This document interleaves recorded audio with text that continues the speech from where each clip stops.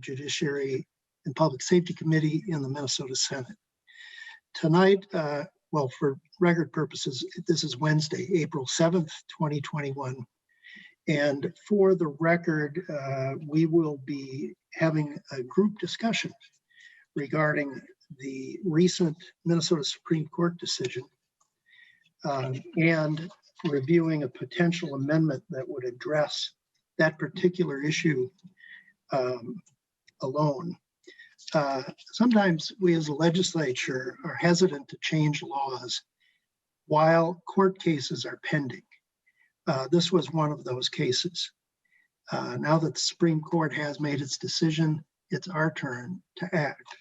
Clearly, with the Supreme Court decision within the last week or two, I would think that you would agree that this discussion is ripe for attention.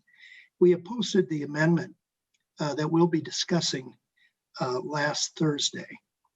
I understand that Senator Latz has posted an amendment as well for tonight's hearing that talks about the full criminal sexual conduct working group's report.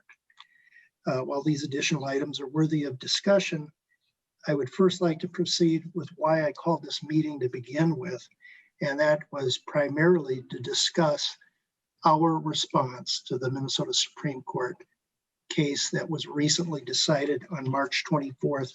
That's the case entitled State versus Khalil. Once we have a good discussion about the language, we will be following the A2 amendment. That's the language of the proposal that we will be discussing.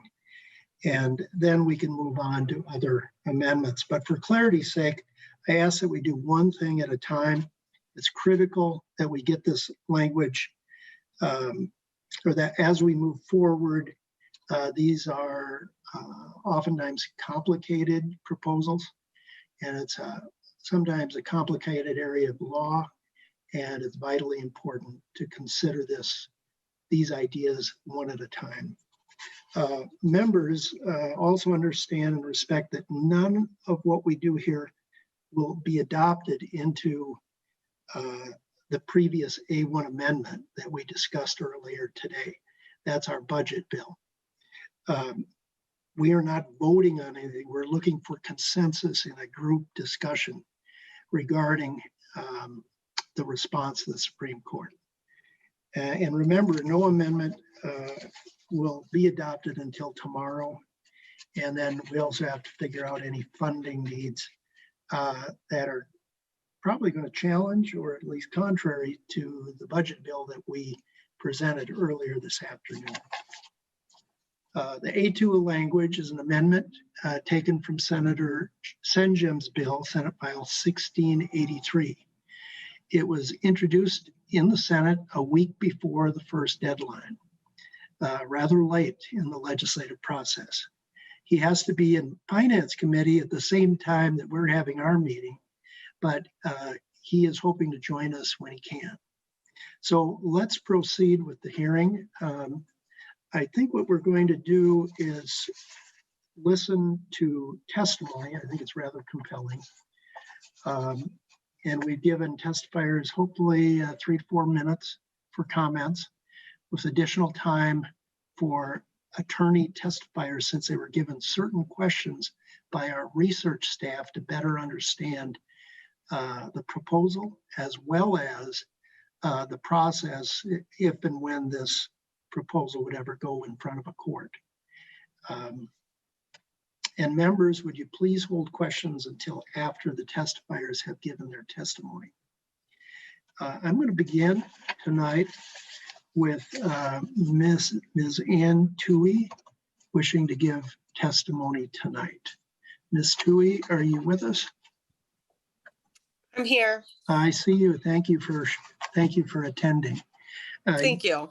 If you could identify yourself for the record and then proceed with your testimony. Okay. My name is Ann Toohey, and I'd like to thank you, Mr. Chair, and members of this committee. My name, as I said, is Ann Toohey. I'm a mother of 2 daughters, a wife, and a small business owner in Excelsior. On May 4th, 2019, I was raped when I spent the night at my childhood friend's house after a evening of, after a girls' night in with takeout and wine. My rapist was my childhood girlfriend's male roommate at the time. That night, this male roommate, who I'd never met, came home later in the evening. We spent some time together, and he had approximately 1 to 2 drinks.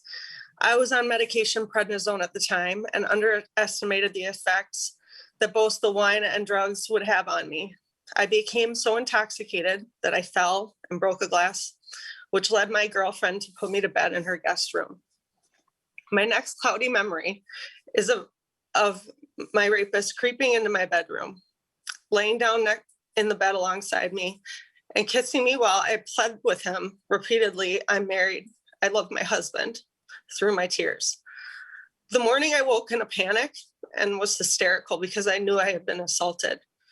He denied ever being in my room to me, my girlfriend, and in the police reports. Roughly 6 months later, during a meeting with the district attorney assigned to my case, I found out that even though my rapist's DNA was found inside of me from the SANE examination, they would be unable to criminally prosecute because I did not qualify as physically helpless, because I was not completely unconscious the entire assault. He would not be prosecuted whatsoever. I left that meeting feeling the same way I felt the morning following my assault, traumatized and completely violated. Trying to heal from this assault has been the most difficult period of my life. I've contemplated suicide because I didn't know how I could go on. I have nightmares multiple times a week and often cry myself to sleep. My 2 daughters see me cry and don't know why. I worry about how they are being affected by watching me struggle. My husband and I have wanted to have another child, but we've waited because I'm not emotionally stable enough to become pregnant. I continue to build my small business, but it is extremely difficult to stay focused when the injustice of my assault is always on my mind. I'm terrified other sexual assault survivors will have to live through what myself and my family have been through if the law stays the way it's written. All of you, senators, have the power to change this broken law.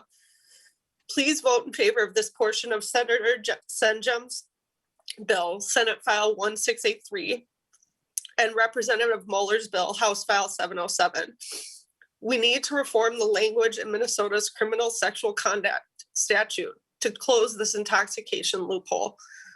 Survivors like me who experience this life-altering trauma deserve the legislator to take action on this now. Thank you for the opportunity to testify on this important legislation. I also submitted some written testimony for the committee's review. Thank you. Thank you, Ms. Tui. We greatly appreciate your testimony. Thank you. Thanks. I can only imagine it's difficult to recall all of that. But Yeah. thank you. Thank you. We'll now move on to the next testifier, Ms. Katie Kelly. Ms. Kelly. Yes, hello. Oh, I see you now. Please introduce yourself and then please proceed with your testimony. Yes, good evening, Mr. Chairman and members of the Senate Judiciary and Public Safety, Finance and Policy Committee. I'm Katie Kelly, and I currently live with my family in District 32A. I hold a Master of Fine Arts degree in musical theater. I'm a middle school, high school, and college educator. And I'm also a survivor of drug-facilitated rape. My rape occurred on June 28th, 2019, committed by a man I had known for 4 years and considered a friend from a church that I had previously attended. I completed a SANE exam and reported my rape to Minneapolis Police Department, but the man that raped me was not charged. When I met with the prosecutor on my case to discuss why charges against my rapist were dropped, he informed me that it was a result of how the current rape laws are written. First, the state could not prove the use of force in the non-consensual act, as date rape drugs can be eliminated from the body within a couple of hours, making it extremely difficult for blood or urine samples to accurately detect the substances. Second, they cannot prove I was involuntarily intoxicated because I was voluntarily enjoying some cocktails that evening before I lost consciousness. Finally, because I lost consciousness, they cannot prove I was non-communicable during the act. The rape has impacted my life in profound ways. I was diagnosed with PTSD and depression, resulting in the need for long-term mental health therapy and anti-anxiety medications. These mental health challenges have harmed my relationships with my family, which will need repairing over time. Most of all, at age now 45, I don't know who I am right now. Being raped by a married man I had considered a friend has caused me to question many of my values and beliefs about men, religion, patriarchy, equity, how humans generally treat each other. I will never again be the woman or person that I was prior to the rape, and it's going to take a long time for me to figure out who I am right now. Being raped fundamentally changes you and your perspective of the world around you. I read the CSC Working Group's report providing recommendations for reforming our CSC laws. And I understand there's concern regarding the increased costs of potentially entering more rapists into the correction system. And I ask you all to consider this. Per statements I received yesterday from my doctors and therapist, my medical treatment for my rape has cost $12,039 in the past 21 months. This doesn't include the cost of my anxiety medication or my SANE exam, and I'm going to need further treatment for quite some time. Now multiply this figure by the numerous other survivors in Minnesota who taxpayers are helping to heal and compare it to the cost of prevention. Research proves that rape is not about sex, but it's about power. We must give perpetrators a stronger consequence to consider for their self-centered actions, or this problem will never cease. Thank you. Thank you, Ms. Kelly. I greatly appreciate your comments and your recall. Thank you for that. We'll now move on to Ms. Brenna Galvin. Ms. Galvin. Good evening, everyone. Thank you for allowing me to speak this evening and share my very personal story. In March of 2019, I attended a work conference. I'm an attorney by day with a very busy practice, and I decided to use the rare time that I had out of the office to extend my stay and visit with a family member. That family member invited me to go to a neighbor's house for a party. And to be honest, I was eager to extend my stay. I decided to stay at that party when I was supposed to leave to return home. I decided to drink that night, and I decided to let my guard down. I chose that evening to be a more carefree me, but unfortunately, she won't ever be back. Those choices that I made that night still haunt me because they were the last choices that I made for myself for the remainder of the evening. That night, while I was very intoxicated, I was raped. And the next morning, as I showered, the bruises and signs began to appear. And since then, I've gone over that evening and played my memories of the dizzy night on an endless loop to try to figure out more about the how and the why. This is my first time acknowledging my experience publicly.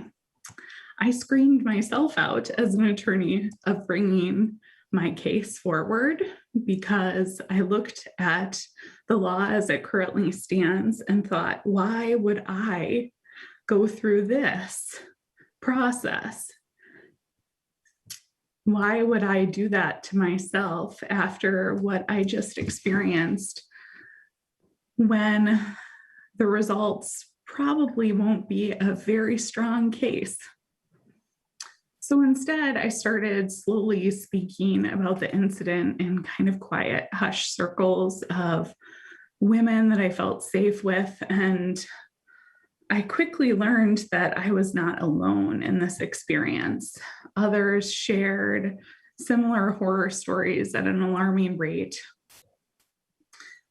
In the months that followed March of 2019, it felt like my body had been replaced by a cyborg. I was physically there, but mentally and emotionally, I was something less than human.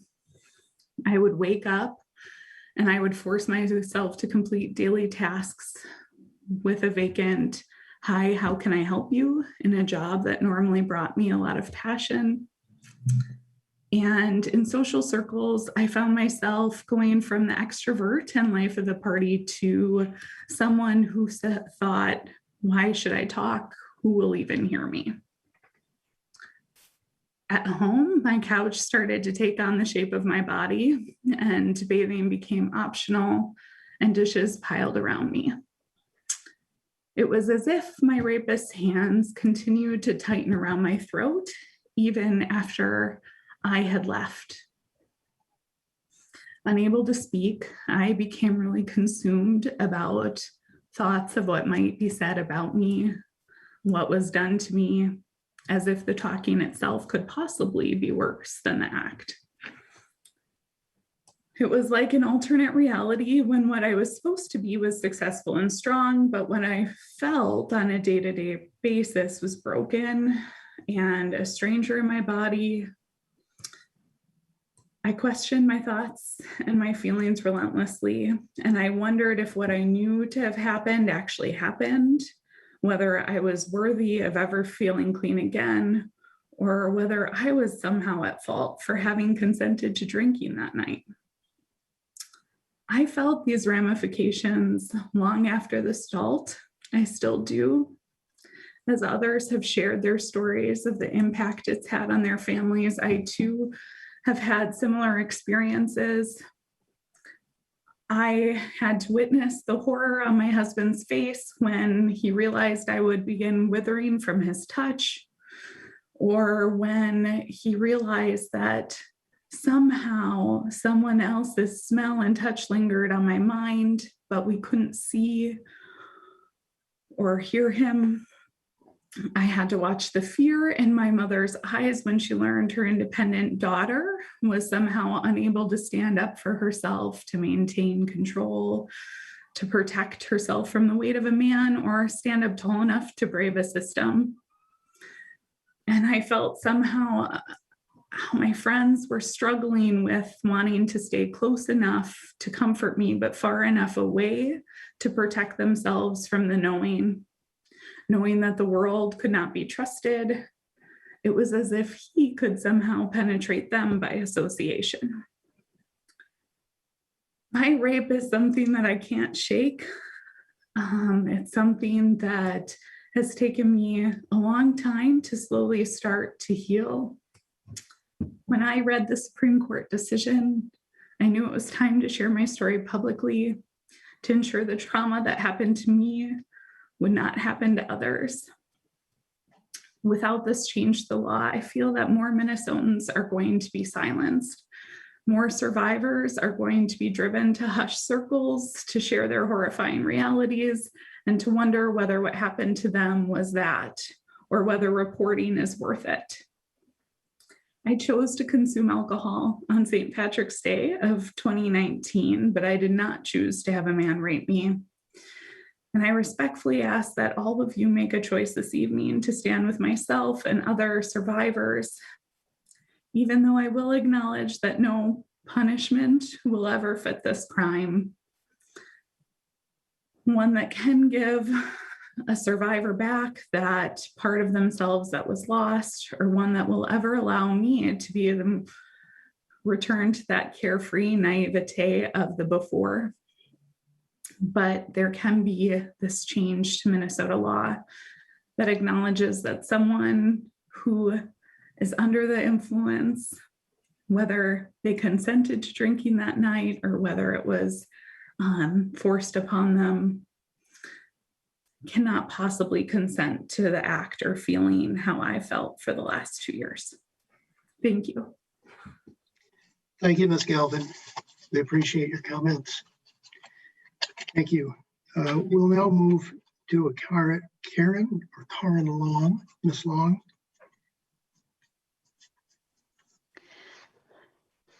Good evening, and thank you, Chair Limmer and members of the committee for letting us attend. My name is Karen Long. I am a staff attorney at the Advocates for Human Rights in Minneapolis.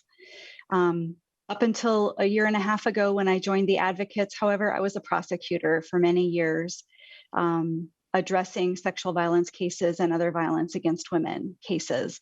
And I was on the steering committee for the working group that created the report that has led to the bills that are being heard now in the legislature. So thank you for the chance to address the committee.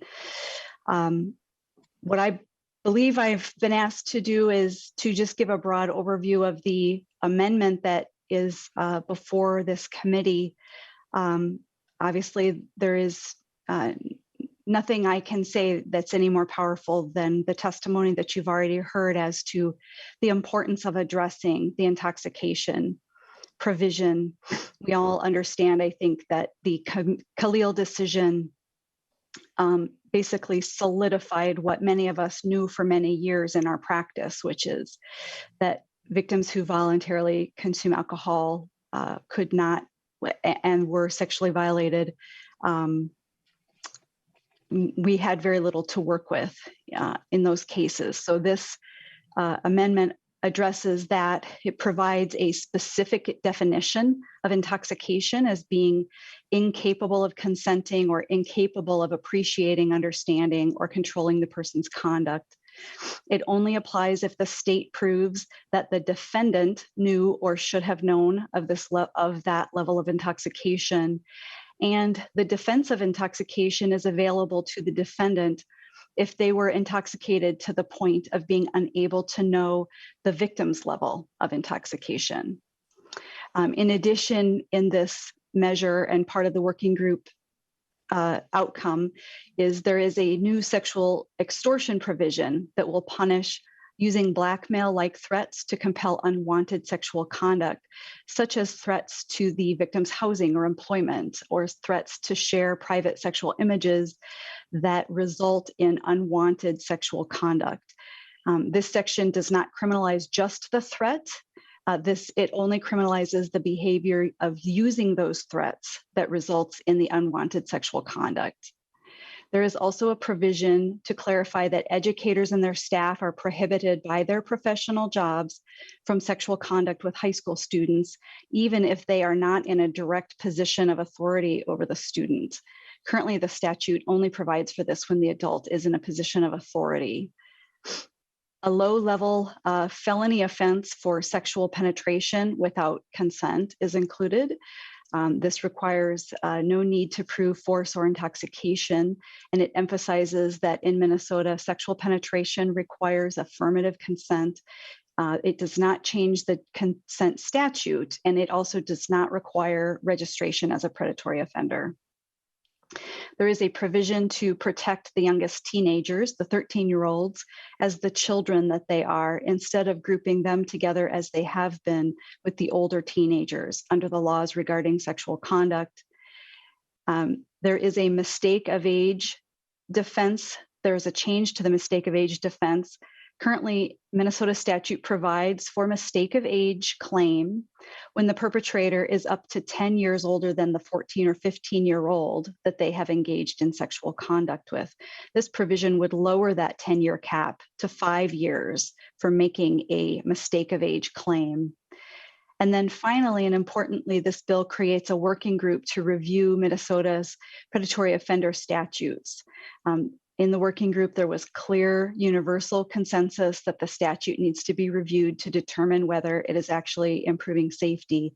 And this bill includes a provision to create a working group for that. And I'll be available for questions, and thank you for your time. Thank you, Ms. Long. We appreciate your comments. The next person is Lisa Lovering. from Isani County Sheriff's Office. Chief Deputy. Chief Deputy Lovering, are you with us? I'm thinking that maybe she may not be at this time, so maybe she'll show up a little later. We'll now move on to Troy Heck, Benton County Sheriff. Sheriff Heck, are you with us? I am. Thank you, Chair Lemmer. Great. Good evening. Thank you, members of the committee. Appreciate the opportunity to address the committee tonight. As mentioned. Sheriff, you may need to speak up just a little bit louder. Okay, is that better? Yep.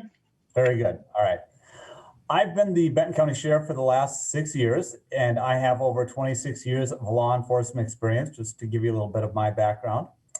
I also had the privilege of serving as one of the representatives for the Minnesota Sheriff's Association on the Criminal Sexual Conduct Statutory Reform Working Group. I'm here this evening to present testimony on behalf of the 87 elected sheriffs of the Minnesota Sheriff's Association and the more than 300 police chiefs of the Minnesota Chiefs of Police Association. Bringing justice to victims of sexual assault is often a daunting task due to a number of factors. Some of these factors are beyond the control of the authorities seeking to protect victims and the public. However, the Minnesota Supreme Court decision in Khalil has brought attention to one factor that is within our control. The sheriffs and chiefs of Minnesota support statutory change that would provide law enforcement the tools needed to seek appropriate prosecution of individuals who victimize others due to their voluntary intoxication. The powerful testimony of the survivors you've heard from tonight leaves little doubt that a victim of sexual assault whose offender takes advantage of their inability to give consent due to intoxication is equally traumatized by the event, regardless of whether their intoxication was voluntary or involuntary. The legal requirement that consent be obtained prior to sexual contact should not have an asterisk next to it. The sheriffs and chiefs of Minnesota support the proposed statutory change that would bring appropriate and proportional accountability to those who sexually assault their victims by taking advantage of their intoxicated state without regard to how that victim came to the place where they were unable to give consent. Similarly, the rest of the proposed changes from the Criminal Sexual Conduct Statutory Reform Working Group have the support of law enforcement. Changes such as a clear and bright line prohibiting licensed educators from engaging in sexual conduct with students, or changes intended to better address those who exhibit predatory behavior with victims substantially younger than themselves. These proposed changes are equally important protections for young people who deserve the chance to navigate through a very difficult time in their lives without the trauma of being victims of sexual assault.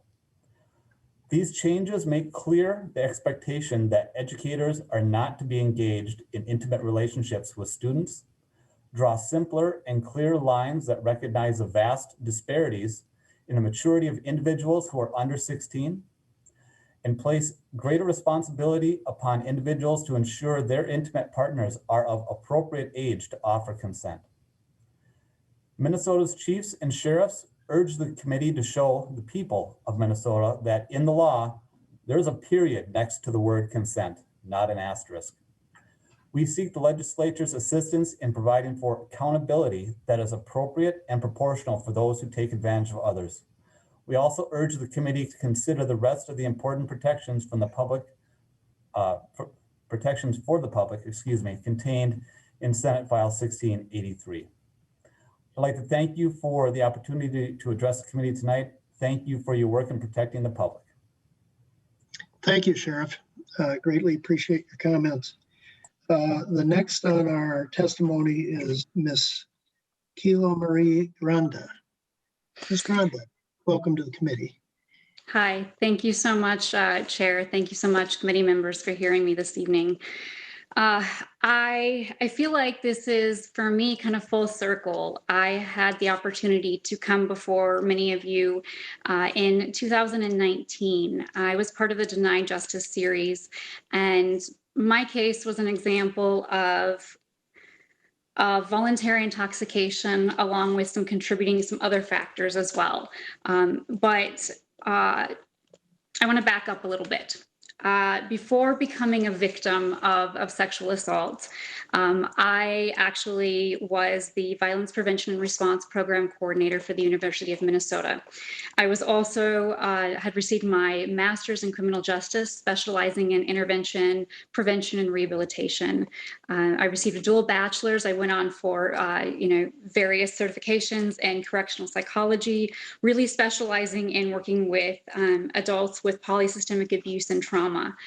And this has been an amazing opportunity for me, being able to come to the committee 2 years ago, being able to sit down and speak with Senator Limmer and explain from a survivor standpoint what the system really looks like has been pivotal, I believe, in helping others understand what the system looks like for those who are inside of it.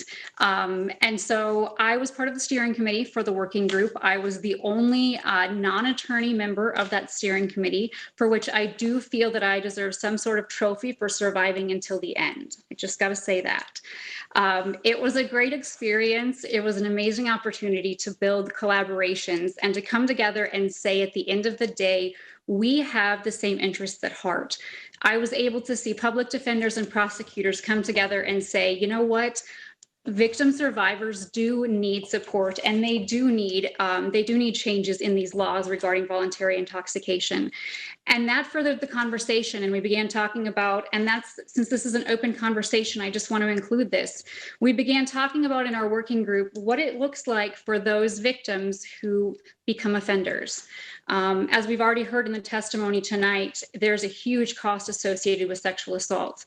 This is an issue that can become cyclical, and we can see this throughout generational traumas. We can see this within systemic poverty. We can see this see the systems played out over and over again. And as an individual who works outside of the systems, but has also been within the system, I speak as a victim survivor from marginalized intersectional identities, including coming from a multi-ethnic background. I am also disabled. But all of those things should have kept me from being able to be part of this process, because so often those voices are shut down.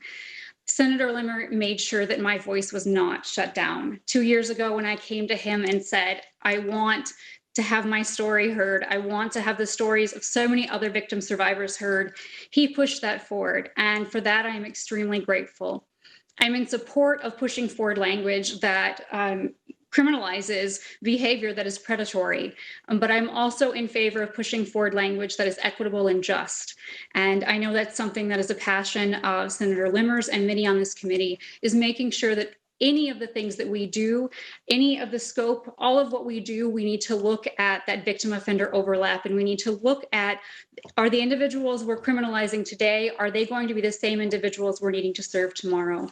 I just want to pull it all in and say, from my standpoint, I support the language being pushed forward in terms of voluntary intoxication, in terms of the predatory offender registration reform, and I'm pushing for more. I hope this is just the beginning, and I hope we can do so much more, particularly in the fields of juvenile justice, and really helping those kids who are experiencing and displaying problematic sexual behaviors, so we don't have to continue to rewrite these laws. So those are my hopes and my dreams, and I just am very thankful for the opportunity to be part of this process.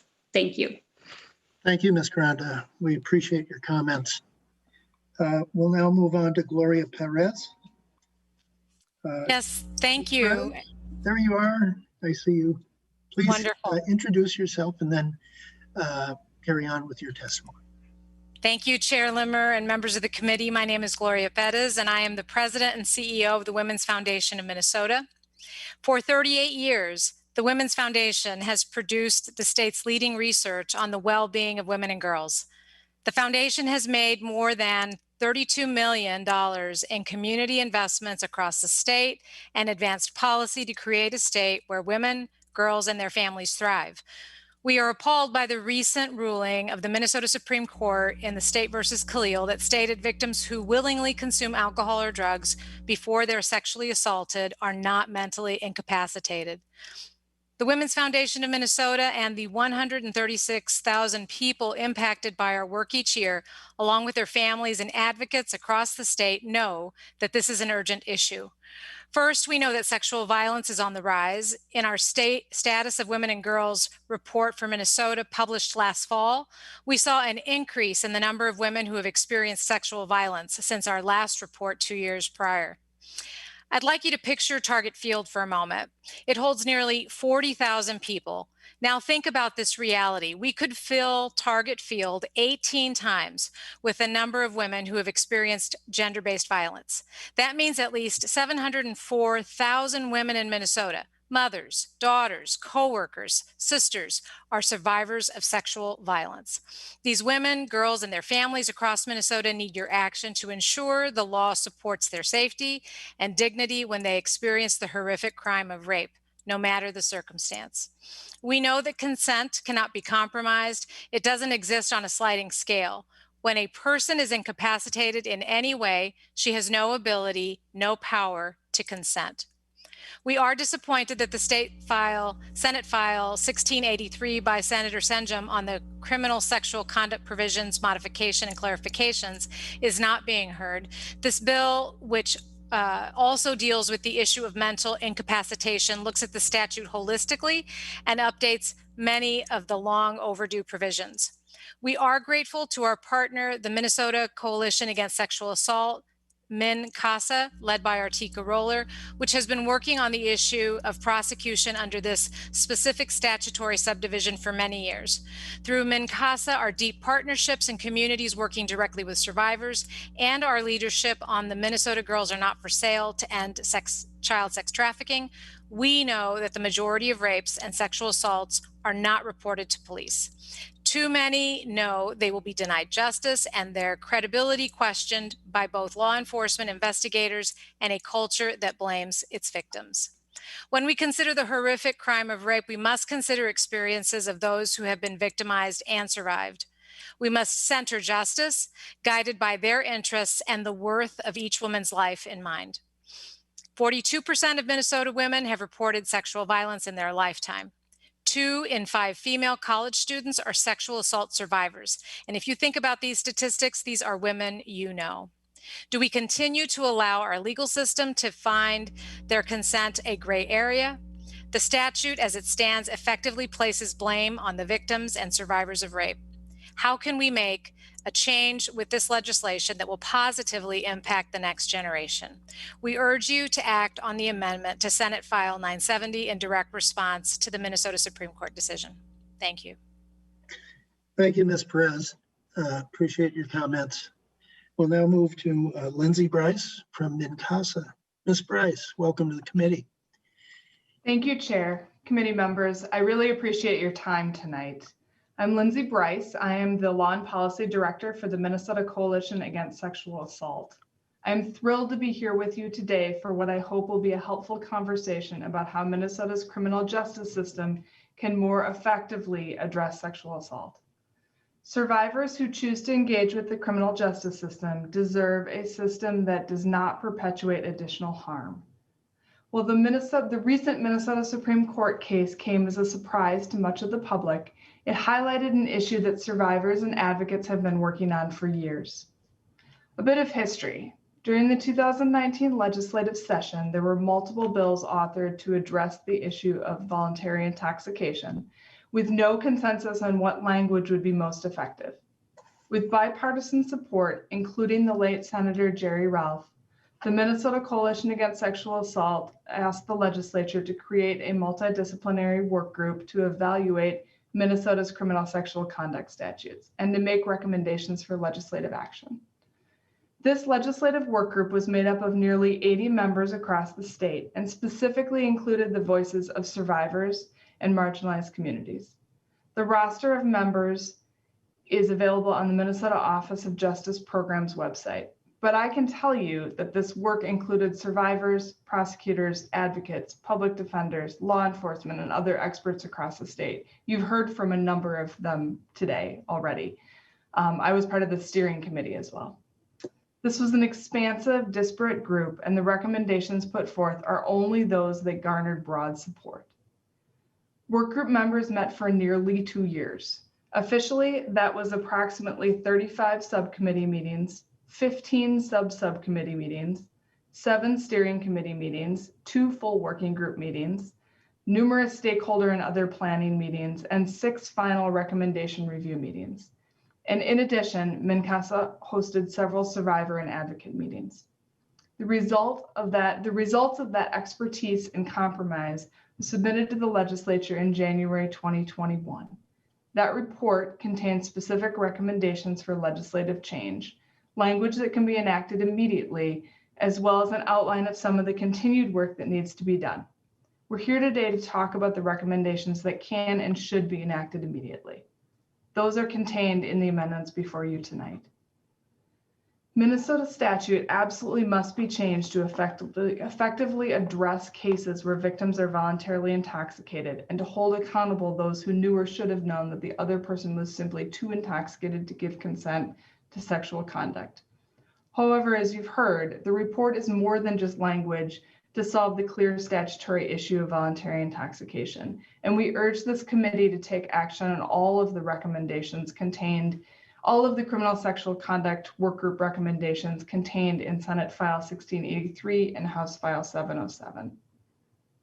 I've received more calls and emails from survivors over the last few weeks about this legislative work than in any prior session. Survivors live in every community across Minnesota, and survivors are watching to see what the legislature will do with these bills. Thank you so much for your time tonight. Know that the Minnesota Coalition Against Sexual Assault is here as a resource for you. Please reach out if you ever have questions or concerns about anything related to sexual violence. Thank you. Thank you, Ms. Bryce. Appreciate your comments.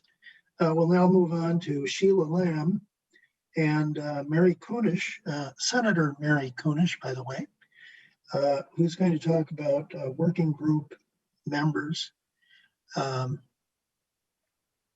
Ms. Lamb or Senator Kunish? Mr. Chair, I think there was a mistake. Yep, Mr. Chair, I think there was a mistake on the list. They wish to have, they wanted to speak at 1 p.m. to talk about the Council on Missing and Murdered Indigenous Women. And there was a mix-up in the link. And so, Mr. Chair, this is your show. So either after this committee, after this testimony, this discussion, or else tomorrow before we start accepting amendments, I know that I would want to hear from them. They signed up, they have a right to address the committee. So however you want to do that, but I think it was just a mistake. Yeah, thank you, Senator Bingham.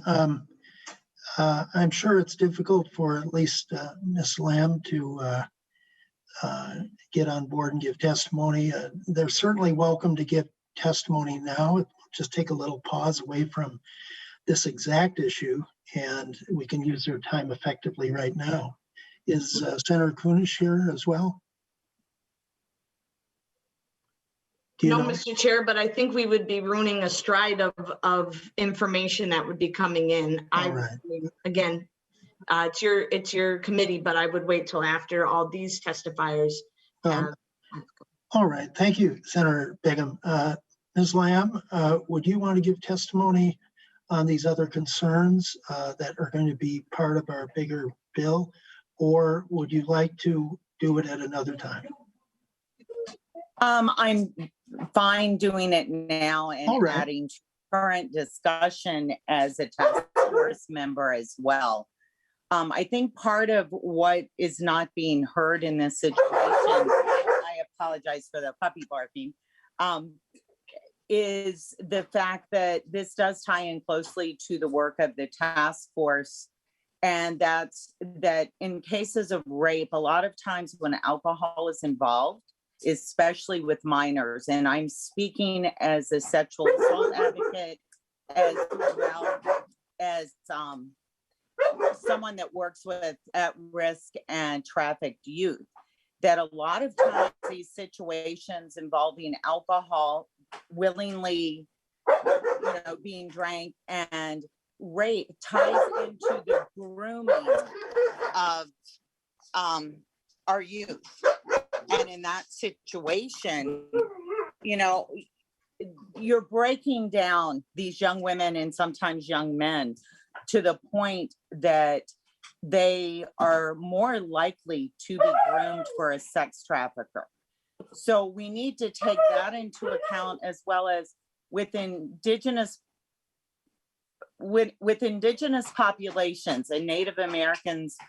We see that more often substance abuse is a reaction to trauma that has been generational.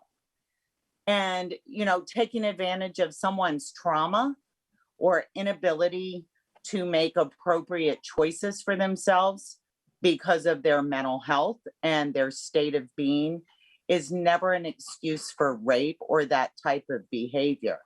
So I just would, take the moment to tie in the fact that this can be a grooming behavior for sex traffickers. And no one is looking at generational trauma for indigenous populations. Natives, especially Native women, are so much more likely to have sexual violence be part of their lives. And we're talking multiple rapes. And, tying in the fact that alcohol usage could very well be a trauma response as well. So that's what I'd like to add on that portion. If you'd like me to go ahead and just spend a moment talking about the MMIR office, I can do that now too, or I can wait until after the testimony. You could give us a minute or two of that right now, if you'd wish. Absolutely. The MMIR office would be the culmination of approximately 18 months of work with the task force. During that time, we took into account the Canadian inquiry that was done. And when we talked about challenges, regrets, and so forth of the Canadian inquiry, the biggest thing that we were cautioned about was the lack of follow-up from their report. We have 20 mandates at hand. Out of those 20 mandates, it breaks down to multiple levels for each mandate in certain situations, whether it's data practices, systems, or community. The need to follow up with that, to give voice to survivors' family members, is hugely important. As far as the socioeconomic impact, it will end up saving the state money by having this MMIR office, because it consolidates things. It gives family members a place to go to get answers. It gives this the opportunity to work with the MMIR office to see where improvements can be made, which is tremendous in itself. And it also shows that this task force was not done in name and for show only. It shows that it was very current with the work that was put into it and our findings, and gives us the ability not only to follow through on the 20 mandates, but also the ability to fine tune them, continue to improve systems, and continue to make this state a leader in these types of issues, and hopefully to also be able to address through each of our communities a way in order to lower the incidence of our missing and murdered Indigenous relatives. I think it would be very remiss should we not follow through and have the MMIR office. It would also say very strongly to my Native community that we were there in name only, that this was not important enough to follow through on. So I would strongly encourage that the MMIR office is funded and that we have the ability to continue the work that we have just spent so much time and effort and emotion, because hearing those testimonies of family members, and I've lost 2 cousins in this way. I have 2 friends that have relatives missing. Jeremy Jourdain disappeared at the age of 18 with no answers. And Sheila St. Clair, for example. I've also, as a Cloquet City Council member, which overlaps on the Fond du Lac Reservation, personally know 2 families in the last 3 years that have suffered tremendous loss. One was Jackie Defoe, her toddler son, Kevin Jr., and Jackie was also pregnant at the time. And then another gentleman on Cloquet who was murdered. So this deeply affects our communities. We often don't have the answers that are needed, and it is becoming epidemic of our missing and murdered Indigenous relatives. So I'd like to say thank you for having me here and allowing me to speak on both of these, and for your consideration. Thank you again. Thank you, Ms. Lamb. I appreciate that. Sarah Kudish, apparently there was a little mix-up on expectation for tonight, but we knew that you were on our testimony list. And although the focus is on the amendment to address the Supreme Court decision, Sarah Bigham thought that it might be an opportunity for you to speak on another focus of our upcoming omnibus bill. And since Ms. Lamb was here, we thought we'd pause, let her talk about that, give our committee some direction. And if you wish, you could take a few minutes of your time as well. Well, thank you, Chair Limmer. This is a very welcome surprise, and I'm just glad that this error, in whatever way it was, turned out to be actually a blessing, and this opportunity to share with all of you the hard work that we've done, that Sheila Lamb has done with our Missing and Murdered Indigenous Women's Task Force. I believe you know all about that task force, but it was put together 2 years ago and passed by the legislature to do the investigation around why and how and what's going on with the unusual number of Native folks that go missing and murdered. Because one of the things that we found in the report is that although American Indian women and girls make up just 1% of our state population, between 2010 and 2018, 8% of the murdered women and girls in Minnesota were American Indian. And between the, in any given month in 2012 to 2020, anywhere from 27 to 54 American Indian women and girls in Minnesota, and this is just Minnesota, went missing. And so these are the sort of data points that we were able to collect. One of the problems is that we didn't have data to talk about or to share when people asked us questions. And we've just started to be able to really put that information together to review state data around the issue. You know, deaths and human trafficking, child welfare, missing person and crime. So we worked with DHS, MDH, the BCA, and we're able to finally start collecting some of the data. And it's really serious information. And we've just begun to address these issues. The task force is made up of a number of agencies and commissions across the state that willingly came together to begin this study.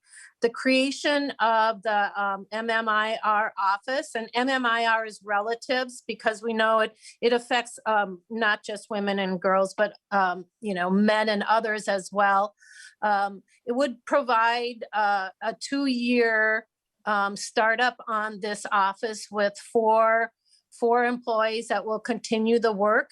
If you've been watching the news, Secretary of the Interior Deb Haaland just announced that she will be opening a national office, and this is a perfect way for Minnesota to connect with the federal state. The former president began cold case review team that's housed here in Minnesota as well. And so there are all these resources available to us. And should we not have this office, we wouldn't be able to take advantage of those things.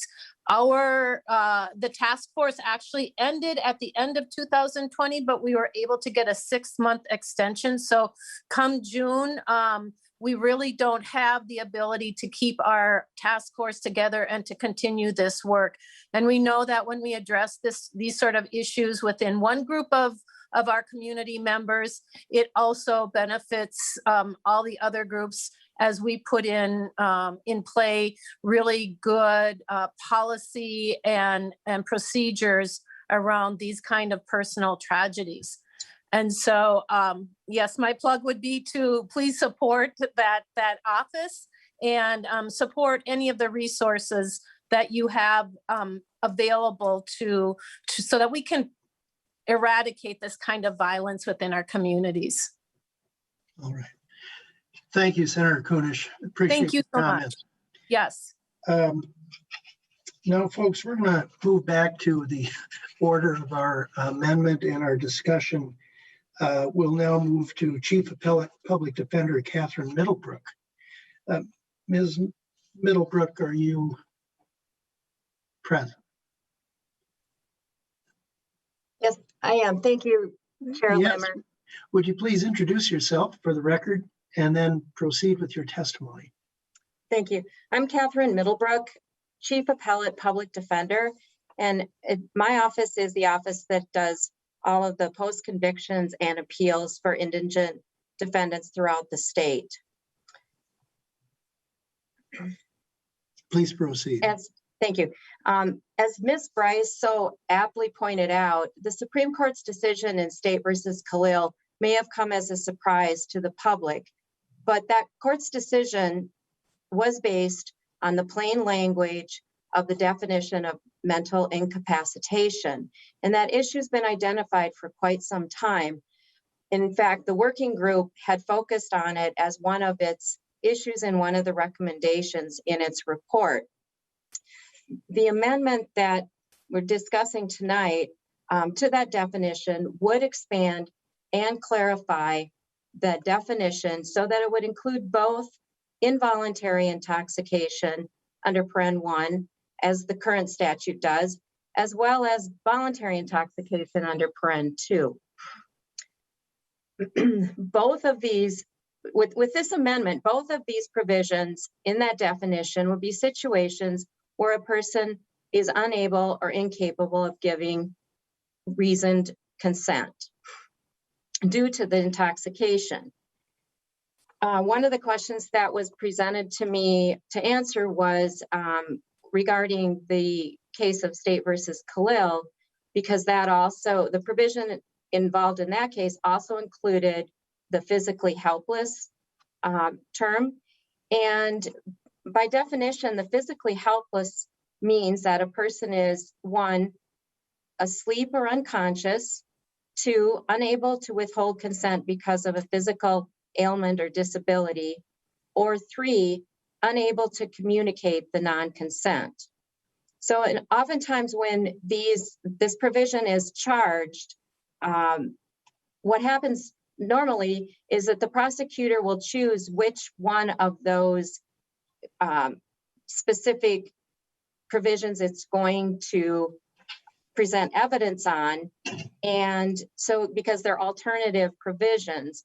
So that's how those mentally incapacitated or physically helpless are usually dealt with in the criminal process and at a trial.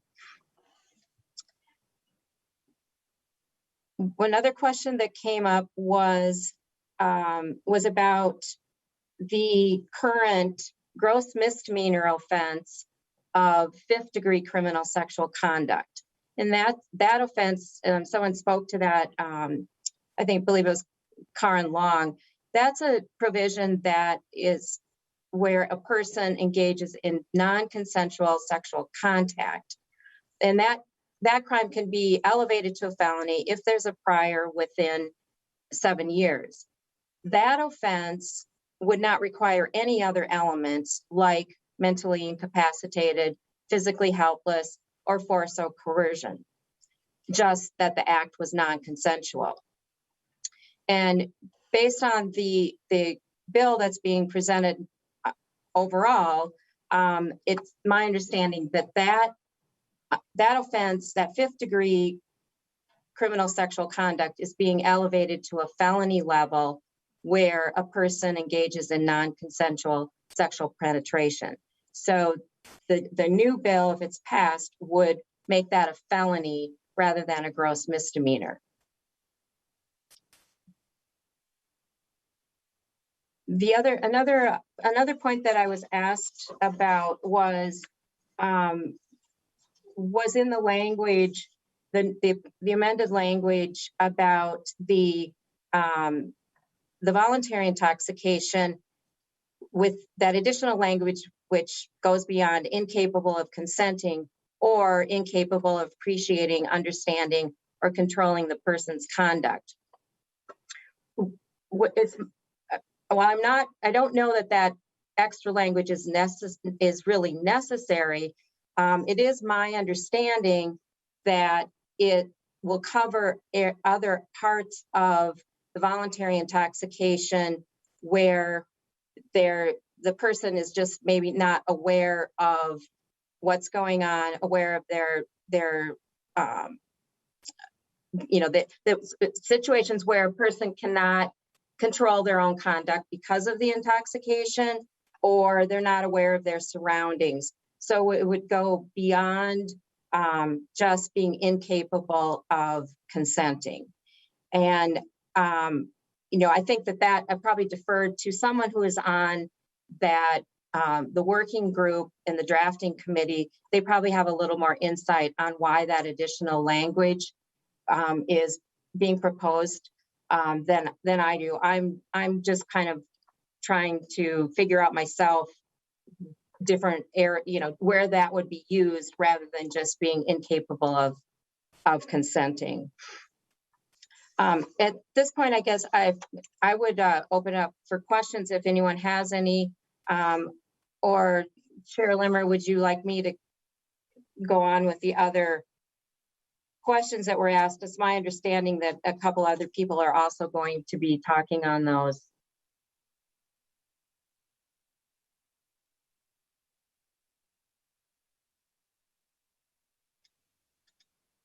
You're muted, Senator Limmer. It always catches me, and Senator Bingham laughs furiously whenever I get caught on this. Ms. Middlebrook, we have two other testifiers that need to give their comments.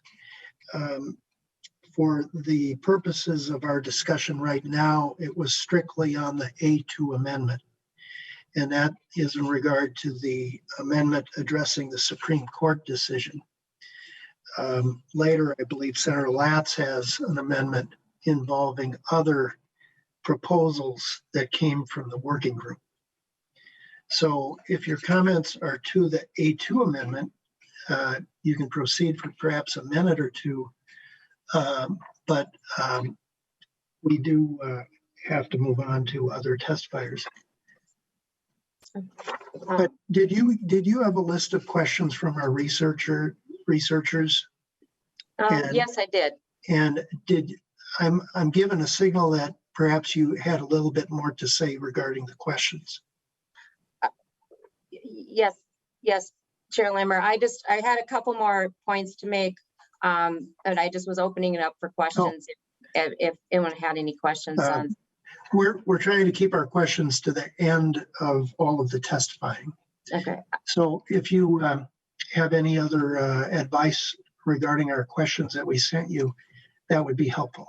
Okay, thank you, Chair Limmer. I'm just another area that I was asked about was where a situation where both parties were intoxicated and both parties may not be capable of appreciating or understanding or controlling the person's conduct.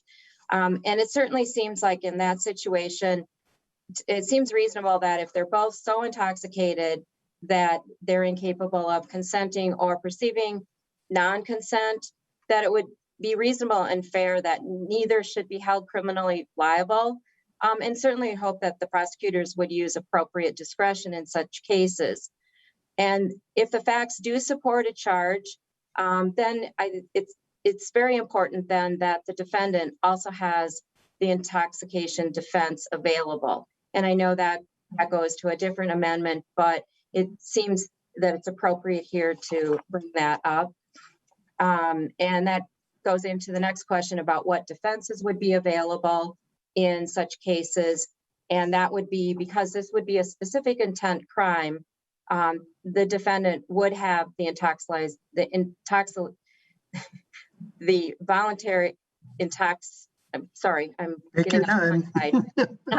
defense available.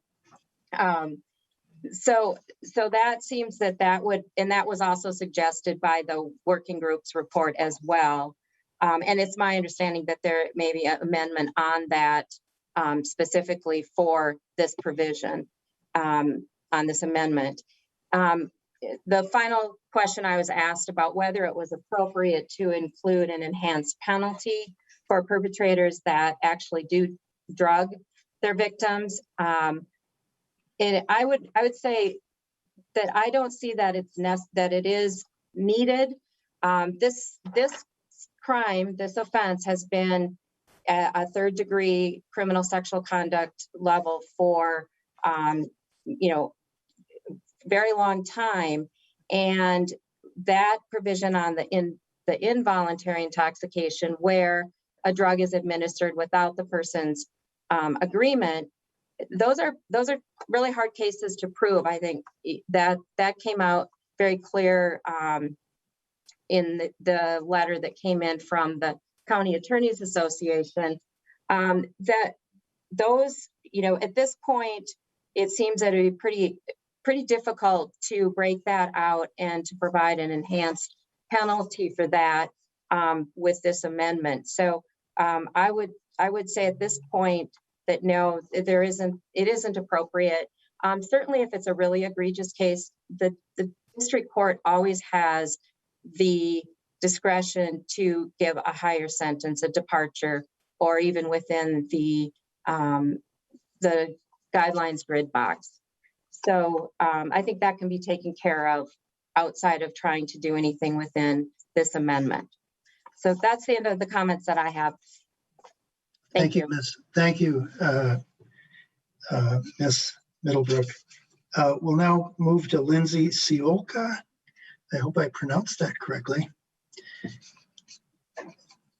Ms. Ciolka. Thank you, Mr. Chairman and members of the committee. Very close.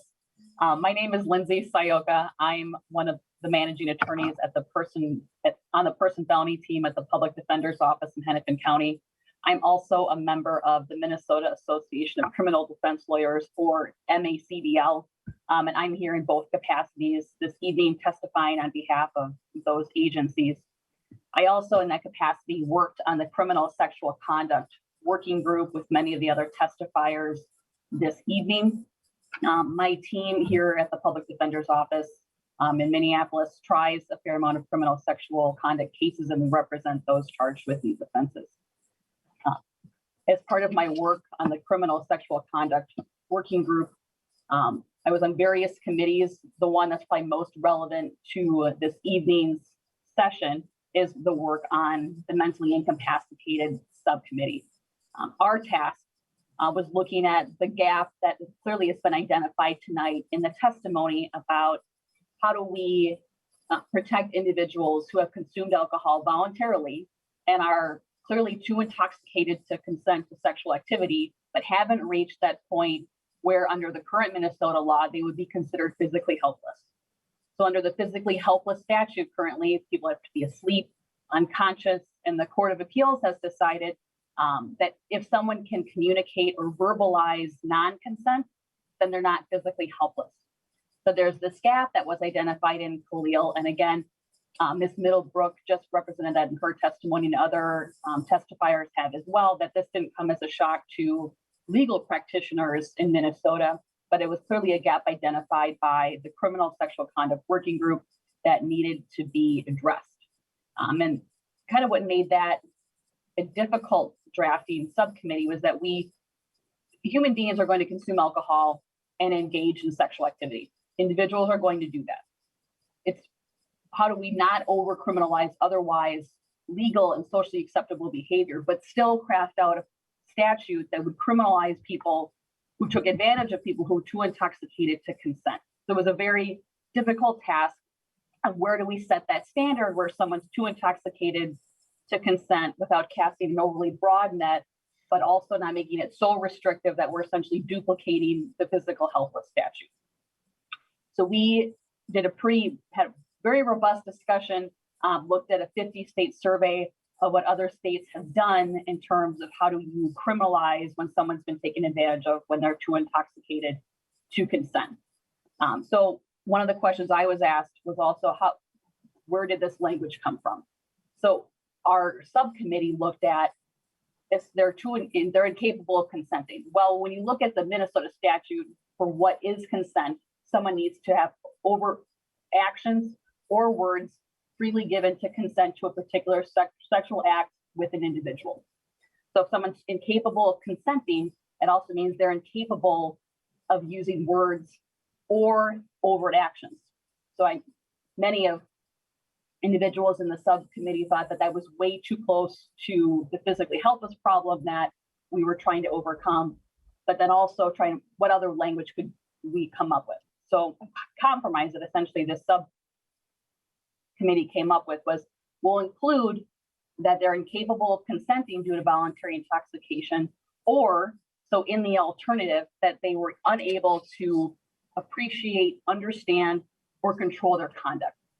Those very specific words came from a 50-state survey that maybe if an individual can walk, they can talk somewhat, but they're clearly at a state where they have no business consenting to sexual activity, that alternative language could be used in these cases. Mm-hmm. So that's where a lot of this language came from, and that's kind of the drafting process that we went through when we were tasked with coming up with kind of what is the standard. What made this difficult, and so that's kind of the background on the drafting, background on the language, where the incapable of consenting maybe came too close to physically helpless, and why that alternative language was explored. So it wasn't just randomly selected. We looked at a lot of other state statutes to get to where that language came from. As I said, what made it difficult, however, though, is that my office has actually retained experts to talk about the impact of alcoholic blackouts and why it makes these cases so difficult at trial. And I bring that up as science has looked at, there are many peer-reviewed articles and studies that the brain will actually stop recording someone's memory long before their motor skills stop. So people can walk, talk, text, drive, and engage in sexual activity, and their memory will stop recording, but their behavior to another person who they're with may seem like they're consenting to that behavior, or they're voluntarily engaged in that behavior. So that when knowing that science was available to us, and that not only does alcohol inhibit people's decision-making and lowers inhibitions, it also makes people poor historians. With that in mind, if one can be too intoxicated to consent, one can also be too intoxicated to perceive, at which point that other person has hit that point where they're not able to consent. So during that working group, there was a lot of discussion, actually a lot of agreement that intoxication should be a defense if there is a new statute that was created that allowed for voluntary intoxication under the mental incapacity statute. So I bring up that science and that, talk about mental or alcoholic blackouts, talk about why it's so important that intoxication as a defense be included in any new statute that would criminalize having sex with someone who you knew or should have known was incapable of consenting or was unable to appreciate, control, or understand their conduct due to voluntary intoxication, whether it be to alcohol or any other substance. So I bring that up. And also the statute as currently written is actually a general intent statute. There was an alternative proposal in the working group report. I actually drafted it. Came from the Wisconsin language actually. The Wisconsin statute is a specific intent statute. So involuntary intoxication is a defense to individuals charged with that crime in Wisconsin. But currently in Minnesota, for that intoxication defense to apply, it would have to be specifically written into the statute. As it was originally proposed, I know that's being written in now, but that would be definitely a requirement for both the Public Defender's Office and MACDL, the Minnesota Association of Criminal Defense Lawyers, for that to be included. I think that really helps guarantee that this new law is equitable to people charged with this crime and also for the state, and it creates a level playing field for both the state and for the defense for intoxication to be a defense under this new statute. I think that's critical to creating equity in this new statute and also not casting too wide of a net and over criminalizing otherwise legal behavior. It makes that issue relevant at trial. So I think that kind of gets at the questions that I was asked to address. The last thing as well, if it was appropriate for an enhanced penalty for those who actually do drug individuals. There, as we all know from Khalil, there is a statute that if someone is given a drug or alcohol administered without their consent, that is a criminal statute already. And under the Minnesota law as it currently states, if those are already the elements of an offense, it can't be used to additionally enhance that offense. In Minnesota, you could, under the law as it currently states, I realize that I'm speaking to people who don't necessarily practice in the criminal field like I do and the attorneys on my team do, but there can be motions made for sentencing enhancements, whether that person was extremely vulnerable, they were left in an unsafe place. So there are certain sentencing enhancements that can be used, but the laws as currently written would not allow for that to alone to be a sentencing enhancement. That might be something that would be separately taken up with the sentencing guidelines. But the way it's currently written in the way our Blakely statute, which is our sentencing enhancement statute, where people can seek an upward departure from the guidelines that wouldn't seem to fit the way we currently do sentencing enhancements for those types of crimes. I will stay on and I'm available for questions as well that follow. I was also asked to talk about Khalil. I know Ms. Middlebrook talked about that mostly, and it will be back on remand, mostly for errors on jury instructions that came out to misreading that mentally incapacitated statute. So I'm available for questions on any of those issues and or amendments as well.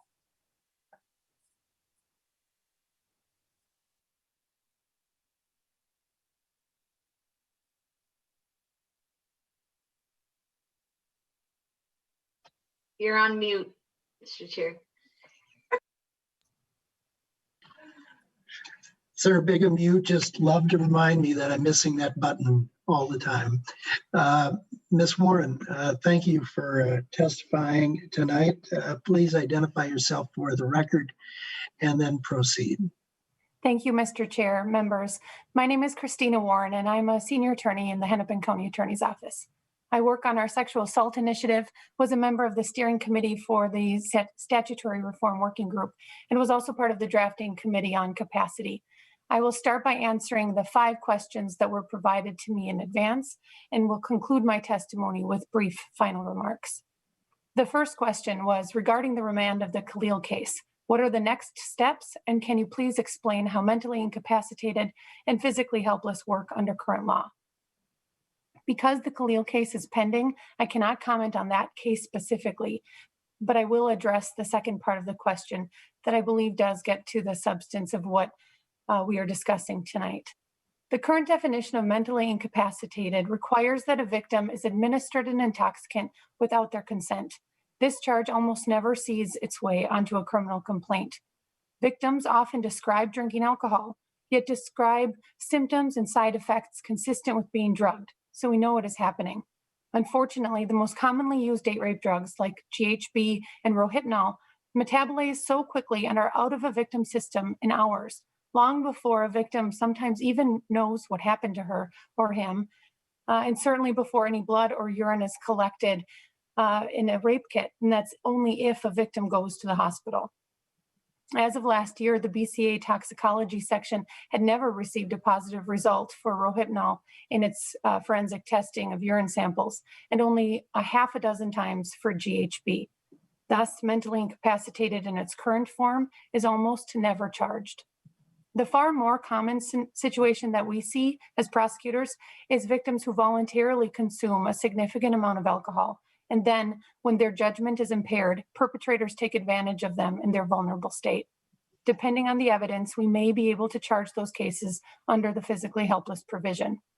But that definition and the case law are also very narrow and fail to capture some of the most predatory conduct toward impaired victims.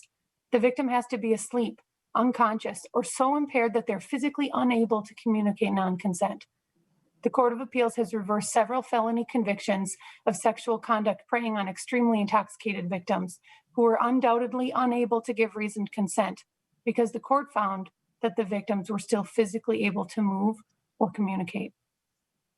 There is reference to a Wright County case in the materials provided prior to this hearing from the Minnesota County Attorney's Office that I would like to take a moment and discuss briefly in response to this question. I think it best illustrates how the current law works in real life. State versus Finley is a textbook example of the limits of the current statute. In the Finley case, the victim was at a wedding. She was drinking and became intoxicated and only recalls a brief interaction with Finley, who was the wedding photographer, before she blacked out due to the degree of intoxication. Surveillance video captured what she could not recall. The video showed the wedding photographer leading the victim to a car in a parking lot where she was so drunk she fell down. What happened next, only Finley knows, but the video evidence showed they were in the car together for 40 minutes, and the forensic evidence pulled from her body showed that he had sex with her. The victim had needed help getting out of the car, again, fell down. Her conduct and the fact that she was so clearly inebriated caught the attention of a security guard. And when he approached, Finley took off. Witnesses described the victim as slurring, having trouble walking, and they opined that she appeared very impaired. The Court of Appeals reversed Finley's conviction for third-degree criminal sexual conduct. They found that the victim was not physically helpless because she was able to walk to the car, and because there wasn't enough evidence to show what the victim's condition was inside the car when the sex happened. The court thought it was possible that while she was in the car, the victim could have been able to withhold consent, and therefore she would not have been physically helpless. Cases like Finley and Khalil often never result in justice because of the current definitions of mentally incapacitated and physically helpless. Some refer to this problem as the intoxication loophole or gap in Minnesota law. The proposed amendment would address this and would protect victims who are incapable of giving consent because they are very severely intoxicated, even if they are technically capable of speech or have some control of their faculties. The second question posed was, how does gross misdemeanor crime intersect with these same issues of mentally incapacitated and or physically helpless? In Minnesota, it is gross misdemeanor CSE 5 to touch someone's genitals, breasts, or buttocks without their consent, whether over or under the clothes. This would be a groping case. It would not be a registrable offense. The penalty is only up to a year in the workhouse, and there's only 2 years of probation. Notably, that is the only conviction that was upheld in Finley. But it is hard to accept that a gross misdemeanor is justice in a case like Finley or Khalil. No, the kind of conduct we are talking about in these cases goes far beyond groping. It involves non-consensual vaginal penetration, a penis in someone's mouth, a penis in someone's anus. This conduct is also more predatory. It involves preying on a victim's impairment, and making this a felony level offense is consistent with all other predatory sex crimes that involve a power imbalance between offender and victim. Certainly, if the entire bill is passed, then there would be a felony 5th degree that could be an option if there was sufficient evidence that the victim did not consent. Because these cases still present factual barriers in obtaining convictions under a CSC 5. We as prosecutors are still required to prove the victim did not consent. Without a requirement that the jury consider a victim's capacity to consent, we would not necessarily have sufficient evidence to meet that burden. Typically, impaired victims cannot remember what happened. There often is only one person who has a memory of what took place, the perpetrator, who inevitably claims consent.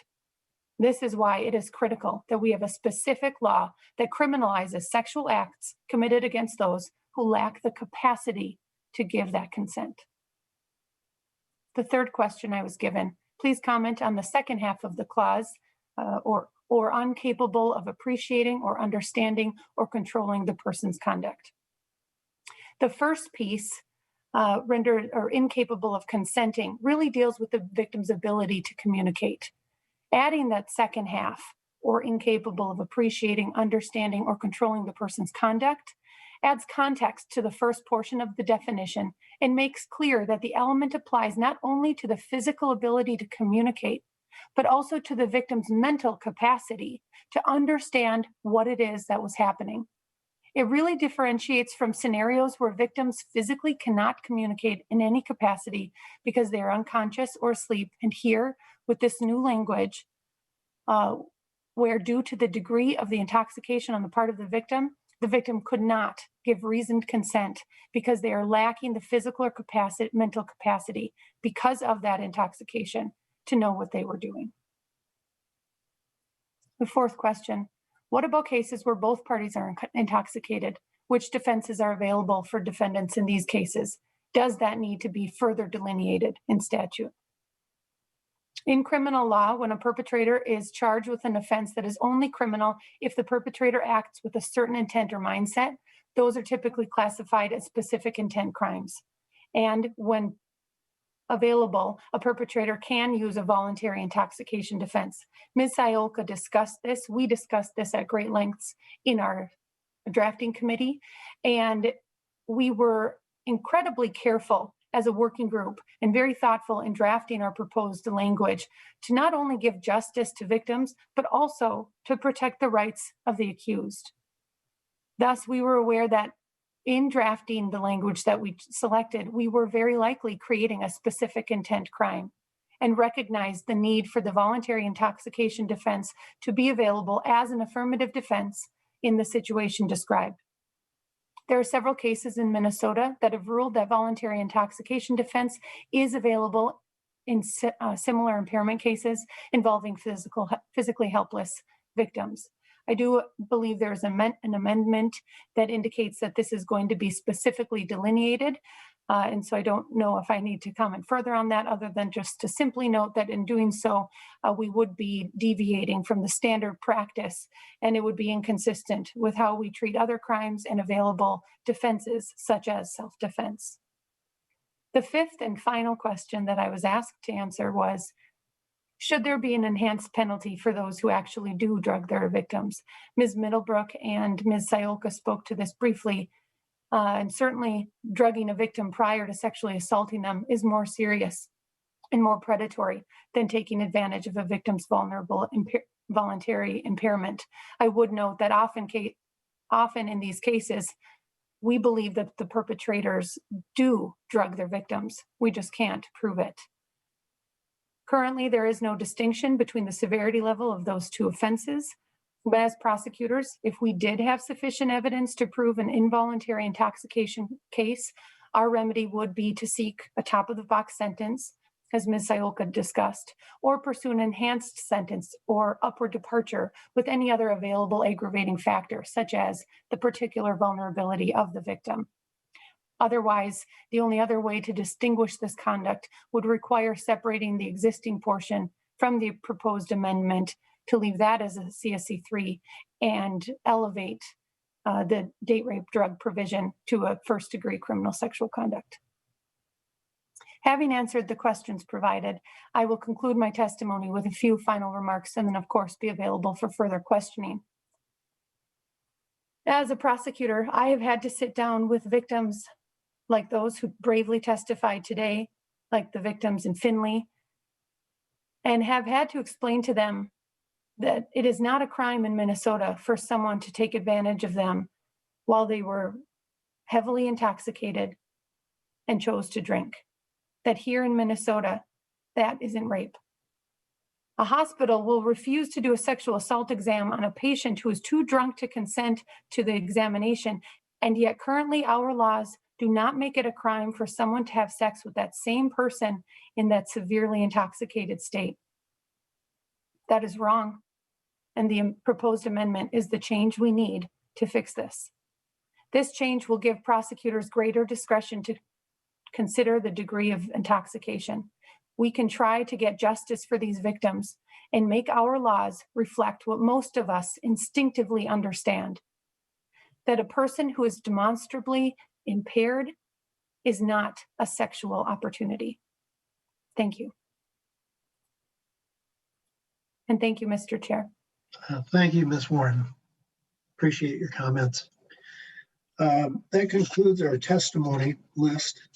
And I'd like to give final word to Senator Senjam, who brought this before us.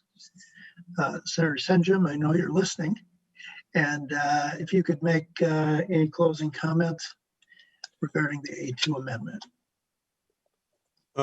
Thank you, Senator Limmer and committee members for hearing this aspect of the bill tonight. I think we all know that this is an extremely important subject. The work that you're going to do tonight, and further, in the sense of further defining mental capacity, is extremely important. I think to obviously a lot of people across Minnesota, and I think you've heard testimony to that effect tonight. So, Senator Limmer and committee, I appreciate, again, as I said, not only the opportunity to carry this bill, and hopefully at some point in the future we'll hear the entire bill, but more particularly tonight, your willingness to bring this forward and take this step in terms of meeting an important need with respect to the judiciary in Minnesota, and that is, again, further defining what mental capacity is, that in a sense that will, again, heal a hole in our law that has allowed things like have been described to go on perhaps far too long. So again, thank you so much. I look forward to the actions of the committee. Thank you, Senator Senjam. We'll open it up for discussion. Sarah Kiffmeyer. Thank you very much, Mr. Chair. Well, I've really sensed from all these stories that I believed without question, but hearing the details really is impactful. I'm especially impressed with the brave testifiers and telling of their stories, but also just super impressed with a knowledgeable and thoughtful approach, wanting due process, wanting to be sure. And that is just really impressive, especially considering the things that have happened to them. So I really appreciate that. One thing is that I find that the task force spent many days and hours, and I really thank and appreciate them for their work. However, I have not. And so getting up to speed with where you are is taking a bit of time, and I really appreciate the opportunity tonight, Mr. Chairman and Senator Senjam, for bringing forward the bill. One of the things that I heard from them also as well, they want this to be clear and enforceable. And I think that for me, when I look at this language, Mr. Chair, that is a concern that I had from the beginning as well. And the testifiers have been greatly helpful, and I've read their written documents along as they have testified. One of my concerns, though, is on the language where it uses the word incapable of appreciating, understanding, or controlling the person's conduct. And I understand the incapable of consent or incapable of controlling their conduct. I was just wondering, is there a definition or is there something further that defines appreciating and understanding? I'm just, my concern there is that clear and enforceable And I know we have wonderful attorneys and testifiers here today that can help give an understanding. I'm not sure who to ask, whichever person is still on and would have the knowledge to respond to the question about appreciating. I think perhaps either Miss Warren or Miss Middlebrook. Is that a chance for you to address that question?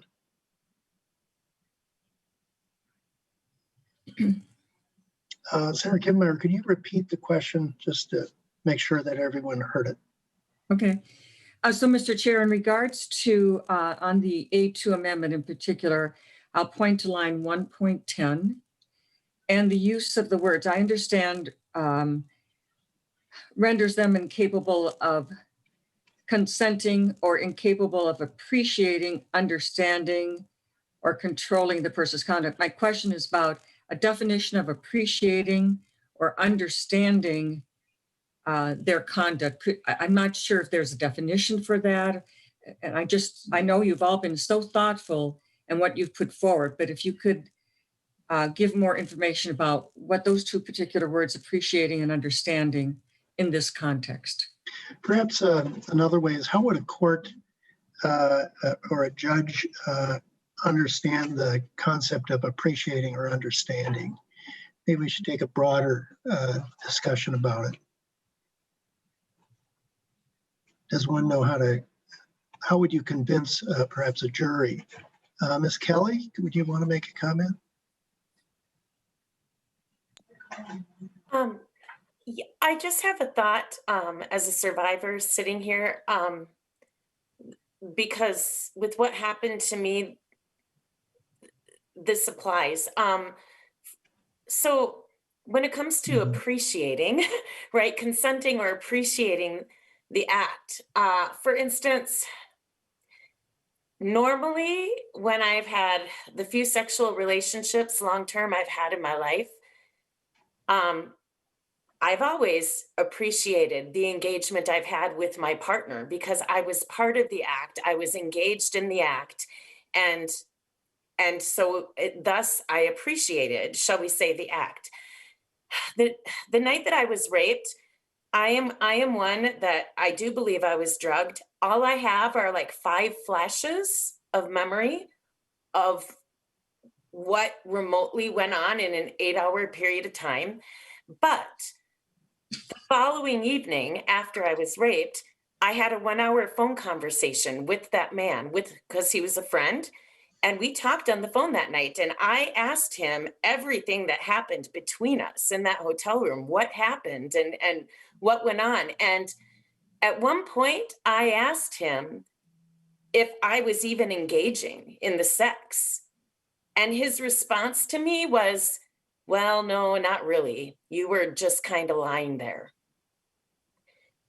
If that's really what my state was, and he told me that, even though I mean, I have no memory, but he told me that that was my condition on the phone. And if that was my condition, that was probably the only time in my life that I had no appreciation for making love to a man ever. So I don't know if that helps, but that's my example. Thank you, Ms. Kelly. Mr. Chair. Miss, who's talking to me? It's me, Senator. It's me, Senator. Oh, Senator Kivmeyer. Yeah, I really want to have, I think the approach that you took, Mr. Chair, and I really understand what Ms. Kelly is saying here and understand that. But I think what you pointed out is from a legal point of view, from a judge.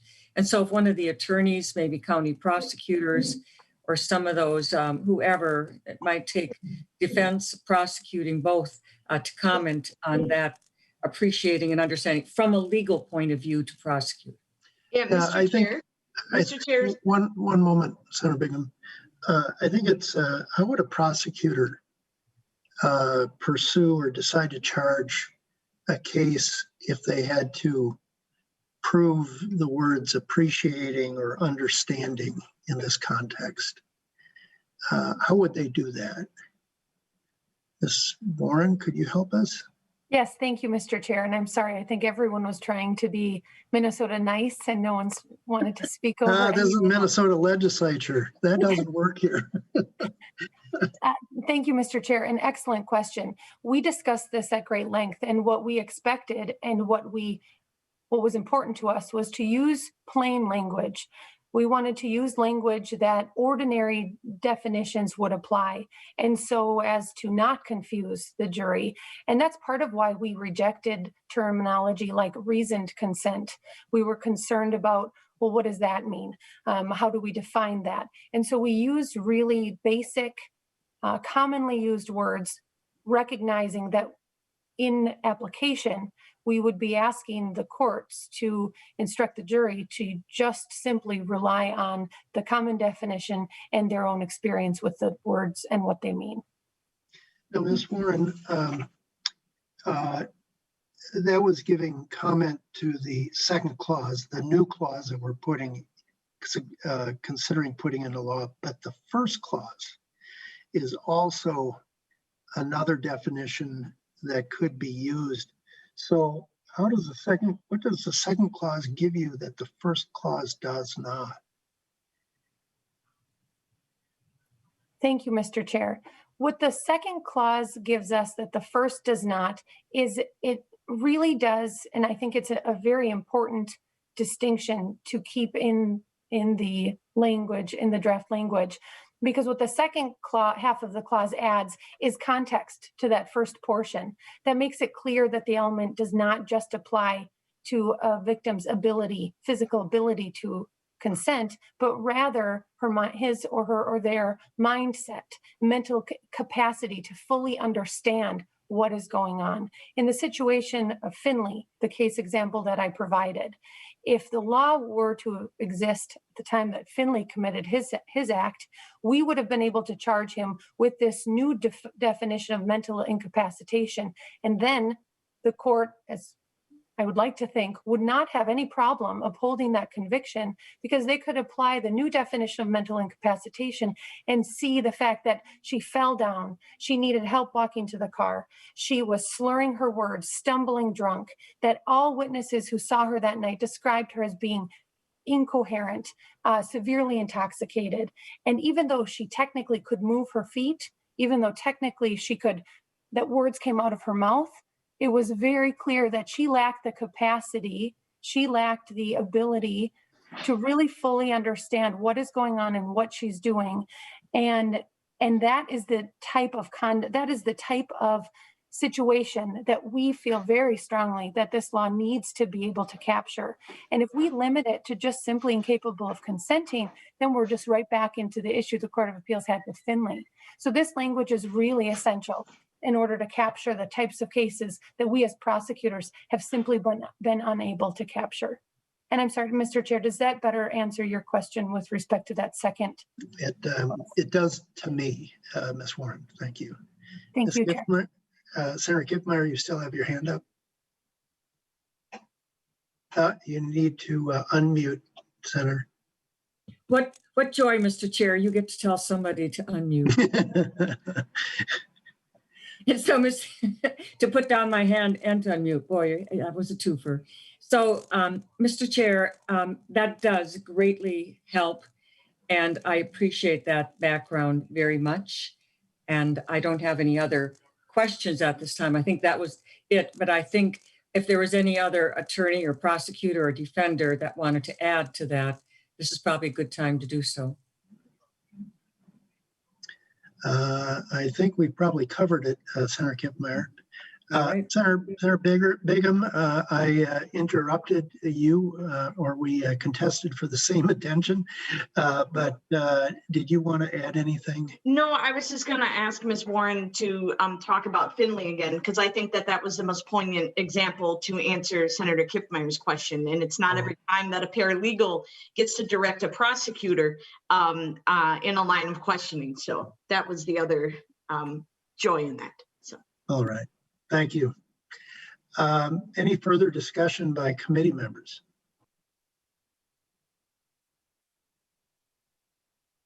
Senator Latz. Thank you, Mr. Chairman. I was waiting to see if anyone wanted to have any further specific questions or comments on the language in the A2 amendment, but it sounds like there aren't any. So I would like at this time to offer the A6 amendment to the A2 amendment. Hold on one moment, Senator Latz.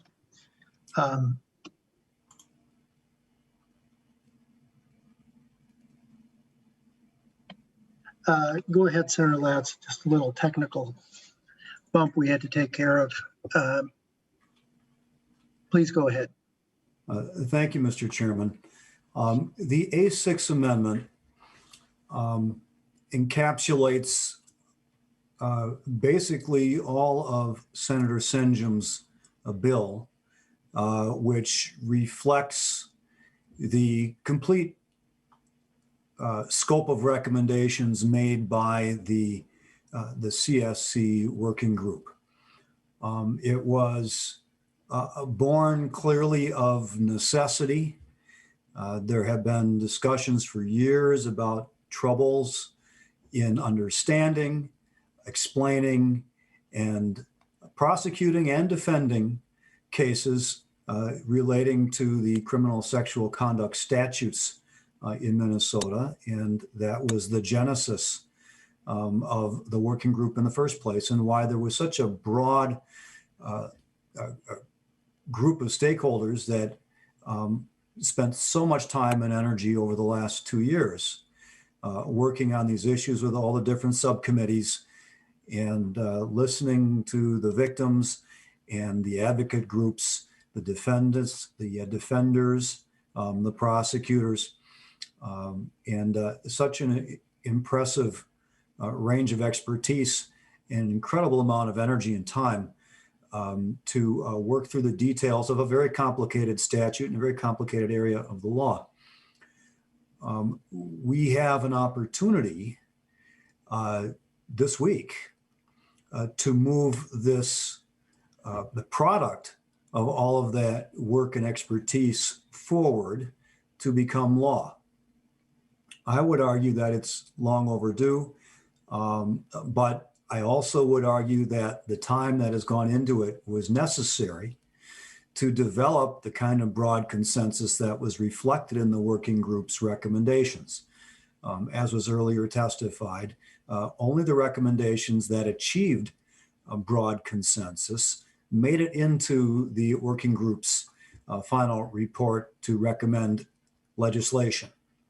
And that one area in particular that did not achieve that level of consensus was how to handle the predatory offender registration statutes, which are themselves incredibly complicated, and for which there is almost no data to indicate how effective it actually is in achieving its stated or intended purposes. I believe that the public, as well as the stakeholders and the victim advocates, are not only hopeful, but expecting to see results this year as well. The legislature having set up this process and funded this process specifically to generate a group of recommendations that we could act upon. And that having been done and presented to the legislature, I believe, officially in January, I think there's a level of expectation among the whole range of the community that's paying attention to this, that the legislature will now step up to the plate and do our part to advance this into law. The testimony that we have heard tonight reflects a number of points. One is you can look at the participants who are just here engaged in the give and take in this hearing. And it's a very broad range of participants from the working group and others that are very interested in these outcomes. There are also, I'm sure, far many additional people watching on the ordinary Senate broadcast of this hearing. Also hoping that this committee will take this opportunity to move the full bill forward. And you heard in, I believe, every witness or testifier a request that the committee address not only the repair to the Khalil decision, or in light to the statute in light of the Khalil decision, which we have before us, at least in part in the A2 amendment, but also that we address the other issues that at this time make it more difficult for victims to see justice. Each of the survivors that testified highlighted the impact of their experience on their lives. But it's not, that impact is not only a result of the statutory language challenges with the definition of mental incapacity as it relates to involuntary intoxication. Every provision that's in this bill will have the effect of advancing justice for victims in various aspects of criminal sexual conduct that may or may not involve alcohol, that may involve coercion, that may involve statutory rape, that may involve positions of authority with educators and high school level students that don't have a specific aggravating factor to create a crim sex 1, 2, 3, or 4 felony offense, but is now covered by the gross misdemeanor crim sex 5 contact provision, which subsumes penetration, but which does not recognize and elevate penetration for the more serious level of conduct that it is. It is qualitatively different than groping outside of the clothing, for example, but they're both contained in the same statute right now, absent the other aggravating factors. So the change to the mistake of age defense, and I already, the extortion, a crime that is created, a whole area that just isn't covered in existing statute that ought to be.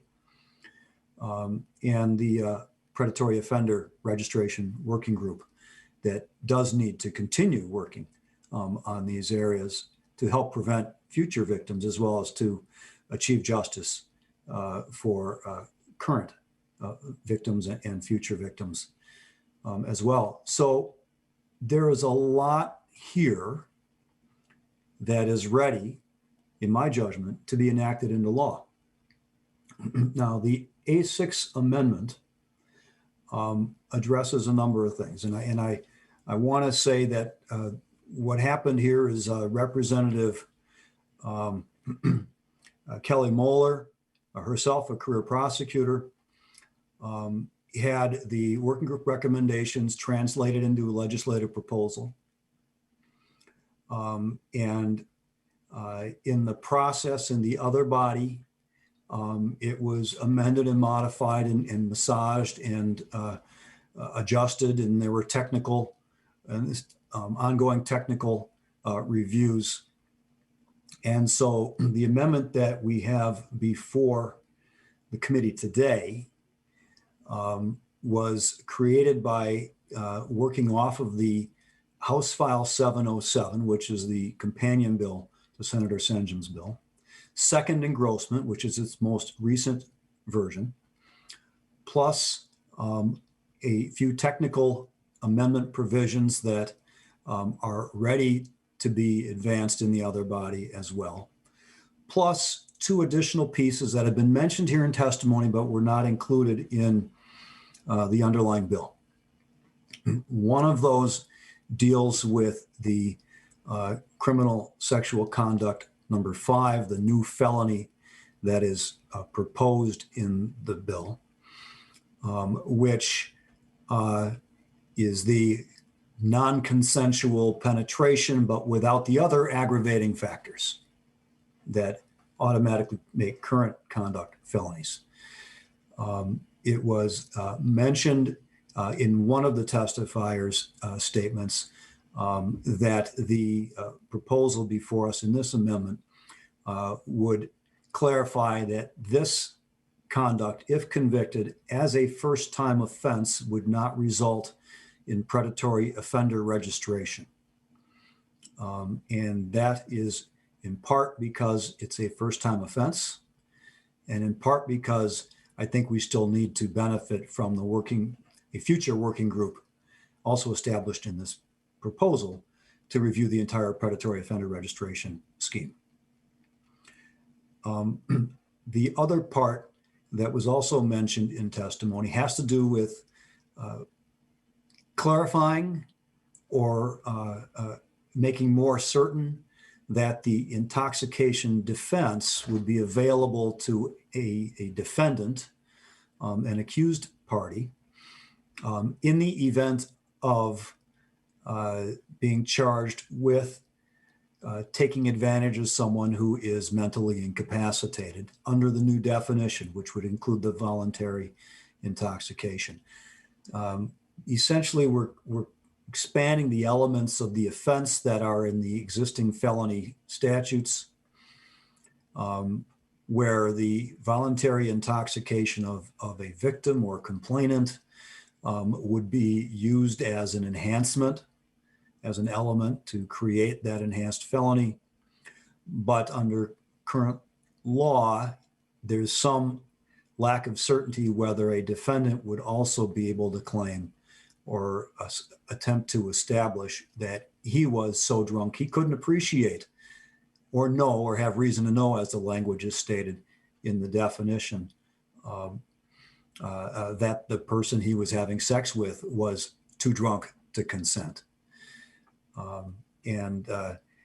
So this would cover the situation where you've got basically two very drunk people have sex, and neither one can really remember very well or at all what happened. And we heard, I believe it was Ms. Warren gave a very clear and interesting scientific basis for this blackout stage where the memories are not being formed, even though the motor skills are still functioning.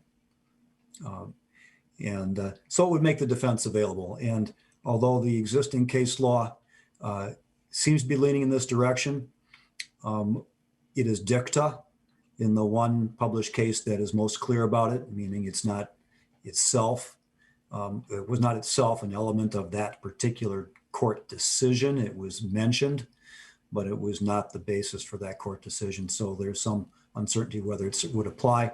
And so adding that provision, which is included in the A6 Amendment, would make that clear. And with those two provisions that I just mentioned, relating to the new felony Crim-Sex 5 that's created and the clarity that the intoxication defense would be available, it achieved the final compromise that brought the public defenders and the Minnesota Association of Criminal Defense Lawyers on board for what I believe is now the proverbial peace in the valley among all the stakeholders.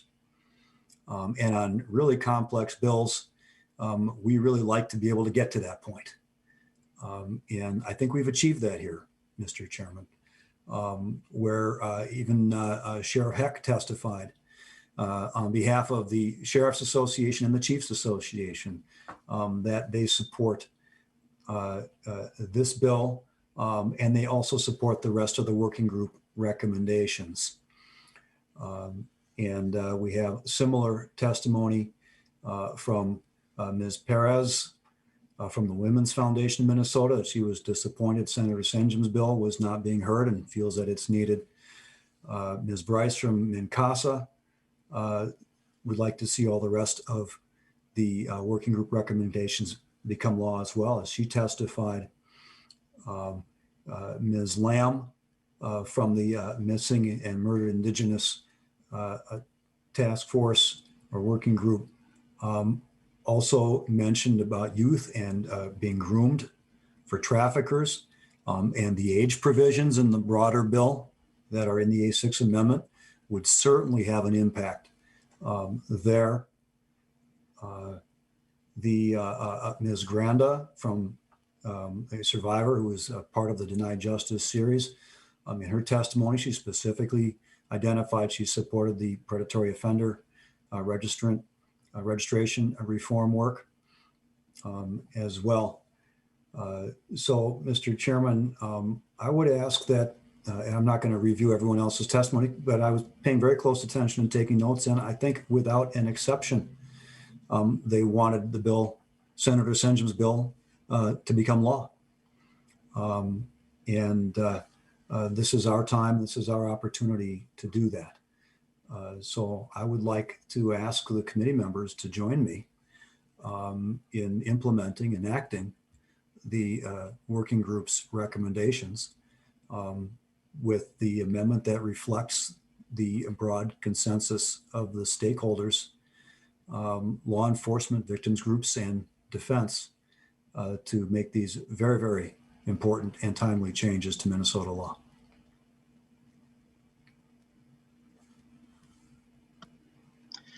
Senator Latz, now you have a 33-page amendment. And I believe there's another one that might be affecting how we pay for it. And so we've spent close to 2 hours talking about 2.5 lines that are on the First Amendment. And the question of not only tonight of how much time we have to analyze a bill of this impact, but at the same time trying to do justice for the state of this particular subject is coming to mind. We have a few days left in our deadline, and we were hoping to be done by tomorrow. In the course of the last few years, I'm a little confused because I've seen legislators introduce bills on reducing criminal penalties, to lessen penalties, to decriminalize behavior, reduce sentencing, cap probations. And then I get the other group of legislators that want to do nothing but increase criminal sanctions. And they enhance penalties left and right in a way that's out of proportion with other criminal sentences. And you know, I've tried to keep, and I think you have too. I try to keep balance and proportionality in our criminal justice sanctions. And it's important to let people have the freedom to do what they want, but at the same time, we have to maintain a civil society. And we can't punish people cruelly or inappropriately as well. I believe in the sentencing guidelines concept, especially focusing on proportionality. I'm confused because we have an executive branch that oftentimes in local units of government, some prosecutors even that won't even prosecute crimes anymore, and they're rather proud of it. We have a correction department that seems to be more interested in reducing criminal sanctions and populations in our prison for as many as possible, and yet we don't talk about criminal or types of crimes or length of criminal histories. And so I get a little bit of a whiplash back and forth. You know, just a few short weeks ago, we had a similar topic involving children that have been horribly abused by child pornographers and violated in absolutely abhorrent ways. And then the record of that is on some video, and it keeps getting churned out to certain aberrant populations over and over and over for many years. And if the victim would ever realize how many times it's been cast again, out into the public, I think they'd be horrified because it's their image. So it's a little bit of a whiplash as we go down this path. I'm not sure if Minnesota really knows where it's going on a lot of criminal sanctions because we kind of do a herky-jerky type movement. We don't want to send innocent people away, and we unjustly, and yet we do not want to accidentally let the guilty go free. The working group report, I was reading it again, and just in my review of it, just in the first section of all of the legislative proposals, I read it with a little bit more depth in it in trying to analyze how things would work. It took me close to 6-7 hours just to read it and then take notes and really get into it. And now we have it before our committee with 33 pages of proposals. I certainly am not saying no to these proposals, and I'm glad we aren't voting tonight because I want our members to think about all of this before us. The Criminal Sexual Conduct Working Group was tasked with giving us ideas on how to overhaul our statutes in this area. And they came back and said, one of the comments said, it's going to take more than a year for us to do it. And so this is kind of a combination of partial ideas. It's not an ending finished product if we're going to overhaul all of the sexual assault bills in the state of Minnesota at this time. And so it's kind of a mountainous task to go forward with such a large bill. So you were chairman of the committee in past years. We've kind of tag team off back and forth. And you know that 33-page bill is often hard to digest and then analyze like we just did with this last bill. So just laying out, this is kind of a large bite to take at this time. So help me in how we can pursue this. So, Mr. Chairman, thank you. I appreciate the comments. The task force report was given to the legislature in January.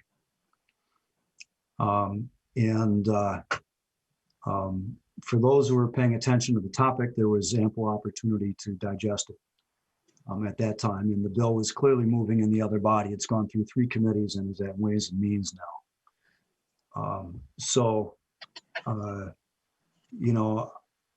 I think it's unfortunate that, it's coming before the committee now.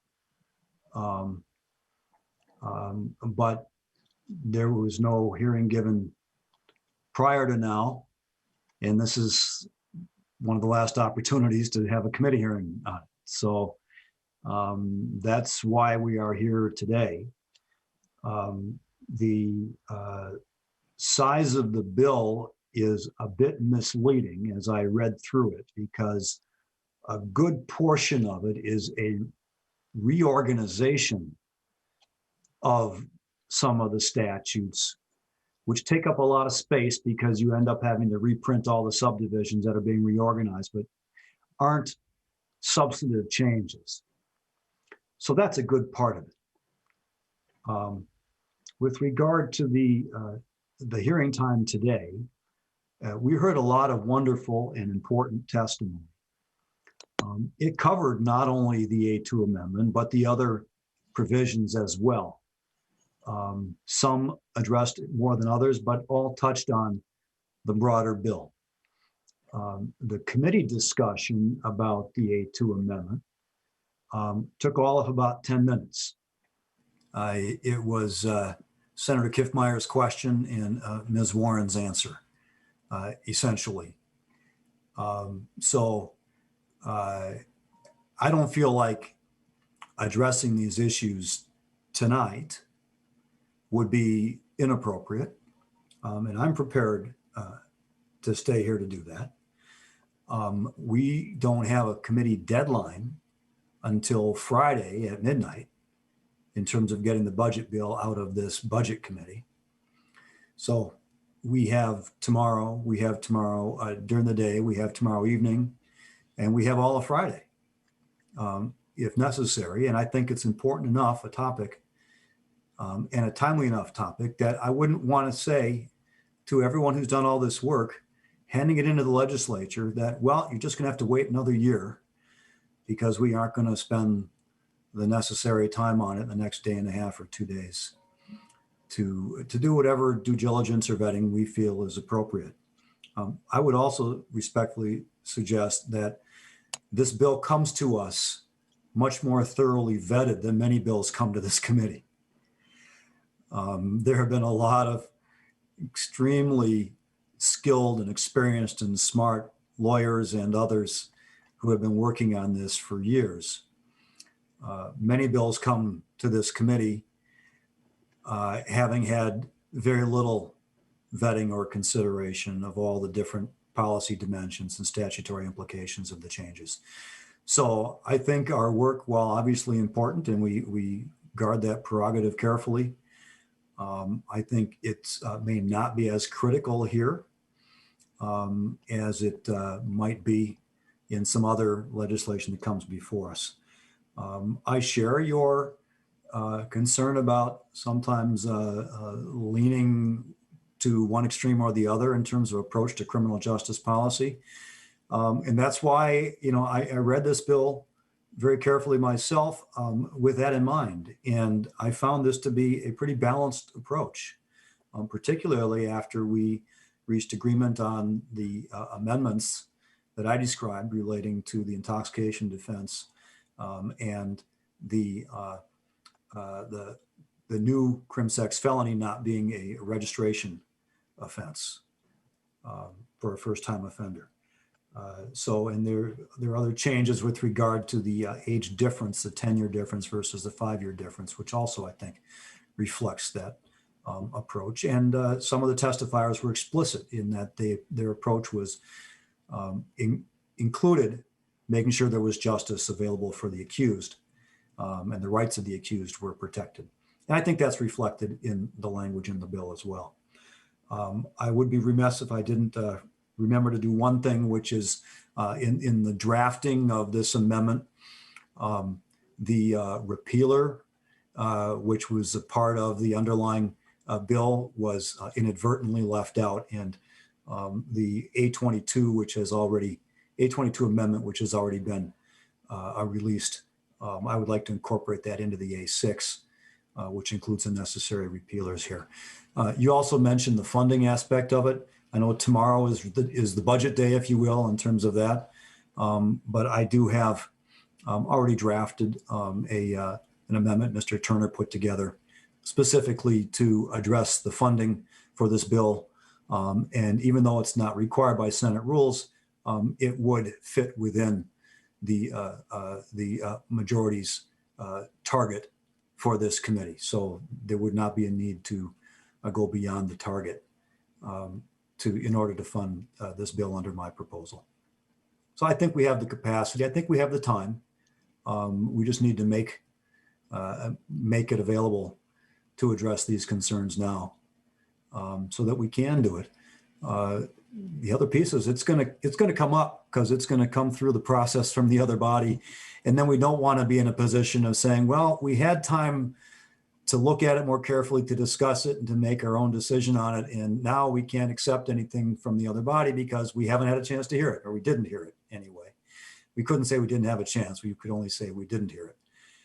So I'd hate for all of us to be in that position when we get down to that point in the session.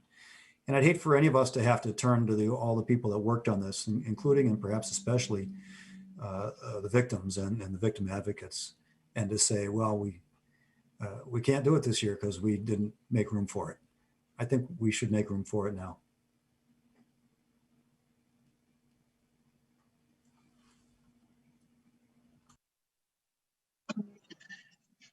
I think it's Senator Bigham was next. Senator Bigham. Thank you, Mr. Chair. You talked about whiplash. Well, I have it too, because I remember 2 years ago, there was a 1,000-page omnibus bill that we got sure as heck a lot less time to have to vote on than 33 pages of information that reorganizes. I'm not going to repeat what Senator Latz said, but this is a lot of reorganizing. You know, you also mentioned a just society. Keeping rapists out there to continue to prey on victims is not a just society. Holding them accountable is, and that's what this bill does. It stops repeat offenders. It brings justice to these survivors. So we don't need any more time. The stakeholders have done their job, have done their work. And this is a 2-year task force, Mr. Chair. But to ask that these folks, these survivors, these advocates, wait another year with all the time we've left on the clock with this committee, I think would be a derelict of our duty. We should vote on this, and we should vote on Senator Latz's amendments. And I said plural, amendments. I hope you're not misunderstanding me. I'm talking about process. I'm not talking about the substance of the bill. I'm talking about process. I am not saying no. What I'm saying is I'm trying, as a chairman, trying to put all the pieces together so we can vote on it. I'm also talking about a 33-page bill that I'm asked to accept without really having a dialogue on. And we have some very professional people that have given us very good advice. I've also taken a lot of good notes. And so I'm just letting you know that I, as a chairman, I have to do a little maneuvering. I have to understand the budget bill, which is really the primary interest of this year. And then now that we have some budget options to consider, we need to digest this. And simply because the other body votes for it does not take us off the hook to do our analytics on it. We've spent a couple hours tonight on listening to the plight of victims. We've listened to how it may work in the courts. We were fortunate enough to have prosecutors here and defense bar, and that's a lot of information to digest. I haven't had a chance to read Senator Latz's amendment. I'm not sure what the repealer actually covers, so I'll look at that tonight by tomorrow morning. We are still meeting tomorrow, hopefully with an idea of putting the whole bill together. And I'm certain that Senator Latz will provide this for an opportunity for us to vote on it. So I'm just letting you know, thinking out loud, a little bit of the maneuvering I have to do for process in how to consider all of this and make it all make sense in a budget bill. Senator Latz, you know that. You being a chairman of the committee, I'm sure there's other times when sizable bills come in at the last second. Senator St. James' bill was introduced 1 week before the first deadline. Then we had a spring break that we took off for about 10 days, so we weren't even around. And so we're just trying to squeeze this in at the last home stretch. So, Mr. Chairman, if I may, I do appreciate the challenges of managing a committee. And I know you do. And you know, sometimes we make room for things that we hadn't anticipated because that's right. Become a high enough priority that we just do it, right? Yep. And I would respectfully suggest, I mean, we've spent maybe a half an hour talking about the process now. Why don't we walk through the amendment now so we have time to digest it, so we can address it on the merits tomorrow when I will ask for a vote on it. Before we do that, Senator Kiffmeyer has been very patient. Why don't we hear her and then, oh, she's nodding, shaking me off. Is that what you're doing? You're muted, Senator Kiffmeyer. Mr. Chair, what I was just going to say was I appreciate what Senator Latz, I will yield to you, Mr. Chair, in the process and whatever you do, but having served on 2 major task force, child support and family child care, 2 years each of them, and we are still working on implementing pieces of the child support task force. Part of that this year is in your bill, Mr. Chair.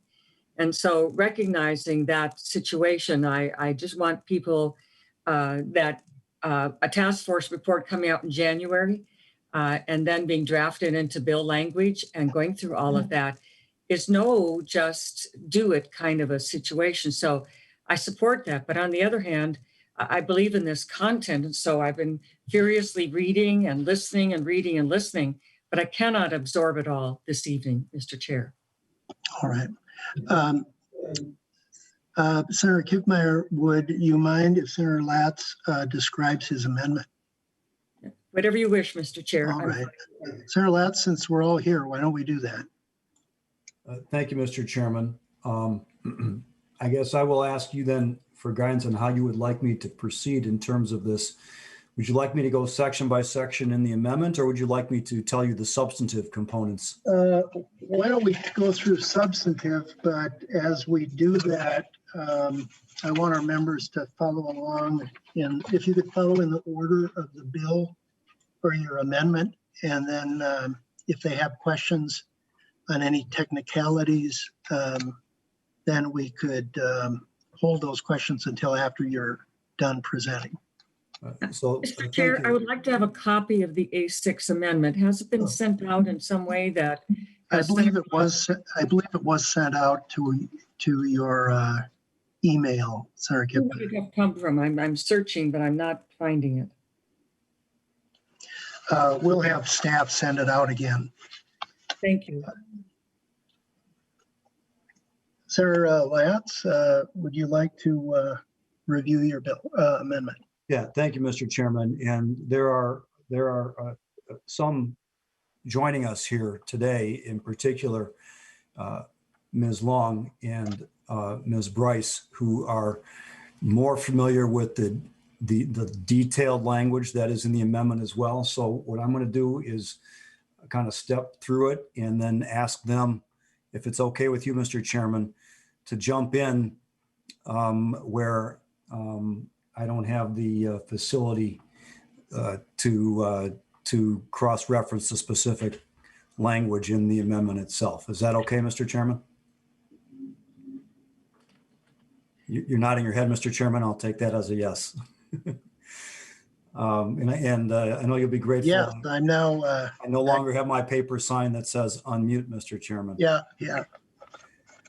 All right. So if we go to the top of the A6 amendment, you'll see section 9 deals with the registration. This is the predatory offender registration statute. If you scroll down to the second page, lines 2.7 to 2.10, this is the part that provides that a person who is convicted of the new CrimSex 5 felony as a first offense is not required to register as a predatory offender. And it incorporates the list of priors in there. You'll see on line 2.8, unless the person's previously been convicted, and it just pulls the same list of priors out of the existing CrimSex 5 repeat offender statute. So no changes substantively to what constitutes priors that would generate mandatory registration.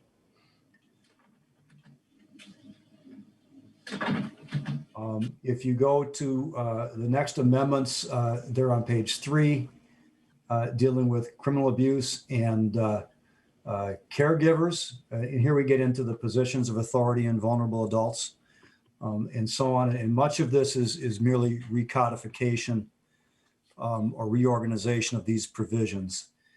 So things that are deleted are clarified or reinserted in other places. you can see some changes in cross references and reorganizing the penalty sections. There's a similar clarification at the bottom of page 4 in section 11 with regard to the definition of force, meaning the infliction of by the actor of bodily harm or the attempted infliction. And that's just a reorganization or clarification of the language, which was a little bit confusing in its original form. Senator Latz, Yes, going up to lines 4.9 through 14, is that reference on vulnerable adult, is that taken up somewhere else or rewritten in a new form somewhere? Mr. Chairman, I believe the answer is yes. I'm seeing Ms. Bryce is nodding her head. Perhaps she could identify where. All right, Ms. Bryce. Chair, I can take that. That actually is simply moved into the criminal sexual conduct statute, and it was in a different section of statute, and it's simply moved into the chapter. All right. Mr. Chairman, you'll see this pattern is reflected in the bill because there were criminal sexual conduct crimes that were scattered in other parts of the statutes. And they are now all being put together in the criminal sexual conduct statutes, so they're easier to find and follow. Senator Latz, is this similar to what we did with Chapter 13 references on data practice? We started pulling them from all over statute books and reorganizing them in Chapter 13. Is that similar to what we are doing now? Yes, Mr. Chairman. All right. Okay. Mr. Chairman, if you go on to page 5, section 13, I believe this is just correcting cross references in the recodification, but I'll ask Ms. Bryce or Ms. Long to confirm those changes. In paragraph A, if you look down a subparagraph on line 14 of page 5, you'll see the number 13 is changed to 14. That's done in a number of places in the statutes here. That is reflecting what was testified to by some of the witnesses, indicating that the age of statutory rape is being raised so that a 13-year-old, that consent would not ever be a defense to a 13-year-old who has intercourse instead of to a 12-year-old as it is under current law.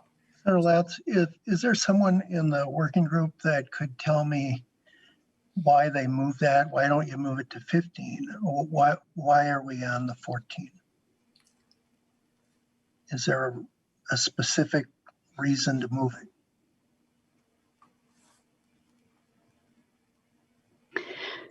Senator Limmer, I can. Yeah, please. Thank you, Mr. Chair. There were discussions about the ages here in which most children who are 13 years old are generally in 8th grade.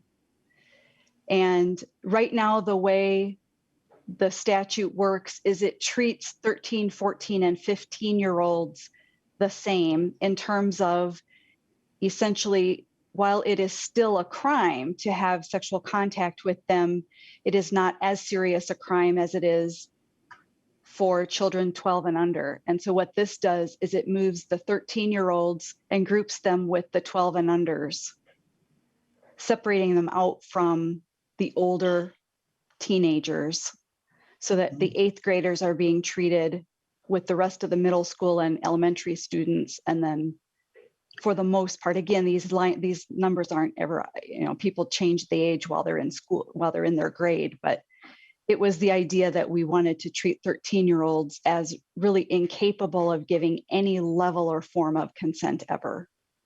So, Ms. Long, CrimSex activities do older, in the findings of the work group, did they discover that older children victimize those that are under 13 or 13 and under? Well, yes. I mean, is that common? Is it a measurable common point to recognize? Or I would imagine it does happen, but I think is it a measurable thing that we're correcting some type of behavior or at least separating children from one group to another?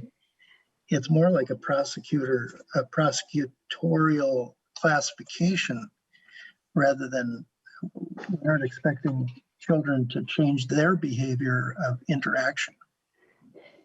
Right. It changes. It doesn't. I mean, of course, it is the age of consent in Minnesota is 16. So it does not, it's still a criminal offense to engage in behavior with 14 and 15-year-olds, but it is considered to be a less serious offense than if the child currently is under the age of 13. So now it would say that the 13-year-olds are going to be treated similar to 12 and 11-year-olds and below. So it really just has to do with the developmental ages and recognizing that children at 12 and 13 are very similar and that we ought to treat them as very similar. My experience is mostly that it is adults who abuse these children, not so much necessarily older teenagers. But it was really getting at the notion that developmentally a 13-year-old is really should be categorized along with the younger children rather than being treated as a child who is oftentimes pretty much done with puberty, pretty much moving into that kind of rebellious stage that they get into at 14 and 15, where the penalty drops a little bit in terms and recognizing that they do make some of their own decisions. All right. Thank you, Ms. Long. Senator Latz, want to continue? Thank you, Mr. Chairman. I would add also to amplify what Ms. Long had to say, which is the distinction between middle school and high school. So many eighth graders are certainly in middle schools or junior high schools. You know, high schools usually are either 9 through 12 or 10 through 12 in grades.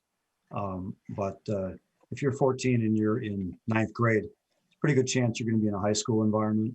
Which is certainly different than a middle school or junior high school environment. Mr. Chairman, if you go to line 5.21, you'll see the subdivision is changed from 1 to 1A. That's a reference back to the CrimSex 5 statute.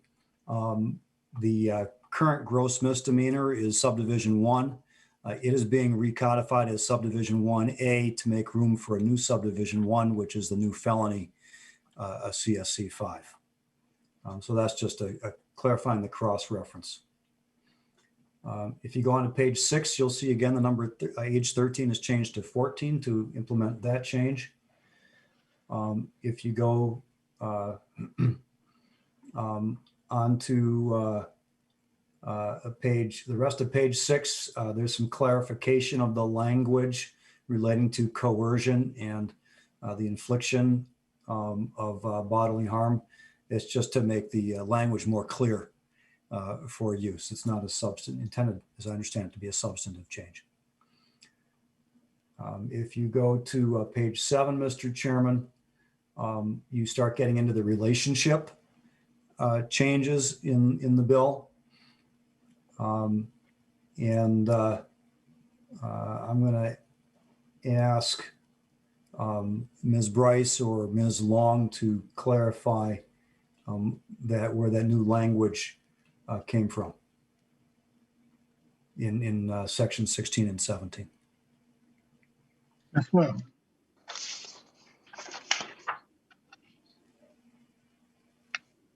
Are we throwing you a fast curveball?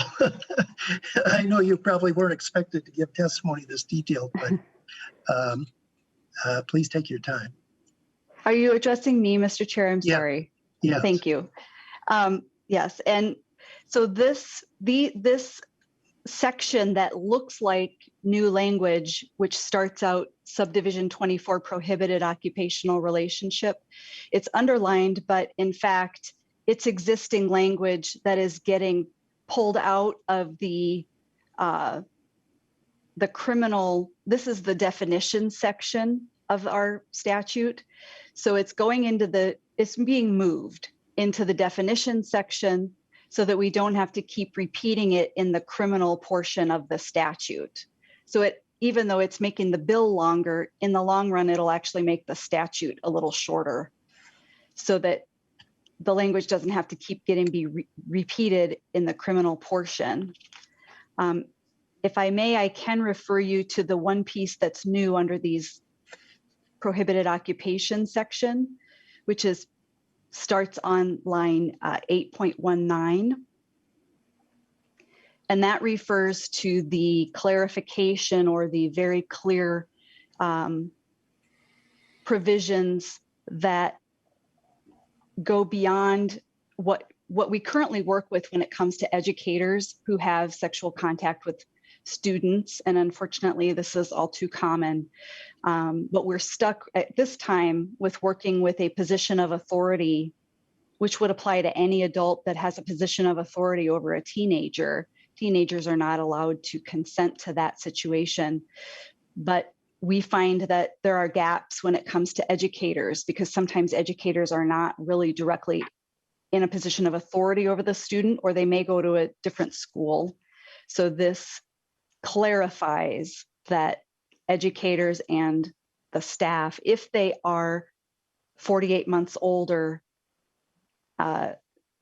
we don't have to prove the position of authority. We merely capture that their profession makes them unable to engage in sexual contact with children or students.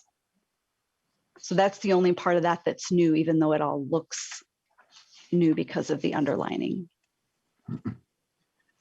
Ms. Long, as I look at the occupations and then the description of the victim written in, I can see us as a legislature coming back and revisiting this statute over and over and over, because there's going to be someone in the future that is a perpetrator, but they don't fit into the slot of a clergy, or the actor provides special transportation service, or you know what I mean.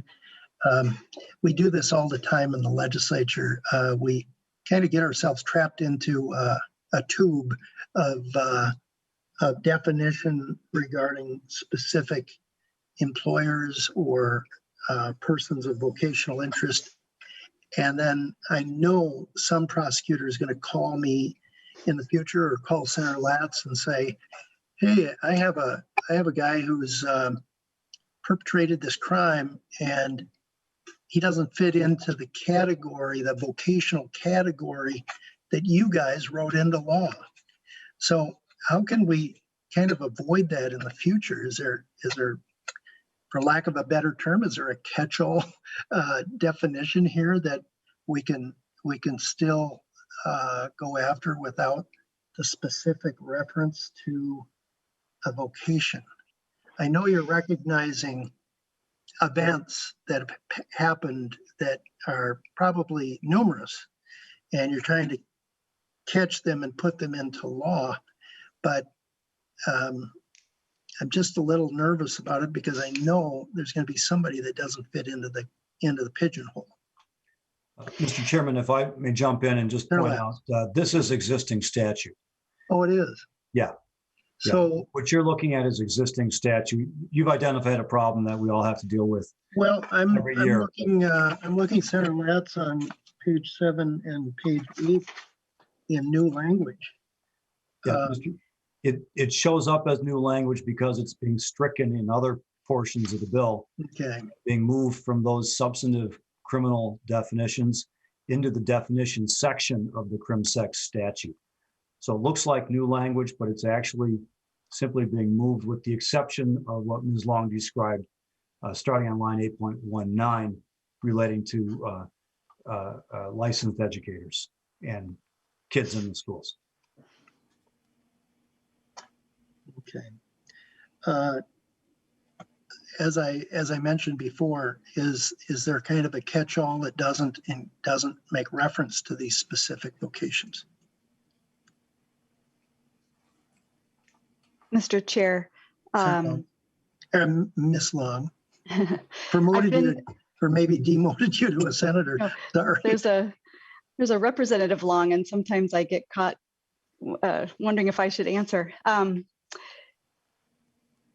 The answer, I think, to your question is that while I understand what you're saying, because I've been a part of some of these changes that we've recommended over the years, the difficulty that we run into, and it's important that criminal statutes always must be, as you know, very clear and precise as to what they criminalize in all ways, but in particular for sexual behavior. So we did have some conversations about trying to capture how you would just describe the exploitation of power, which is really what's going on here in these different provisions, in just different ways with people wearing different professional hats.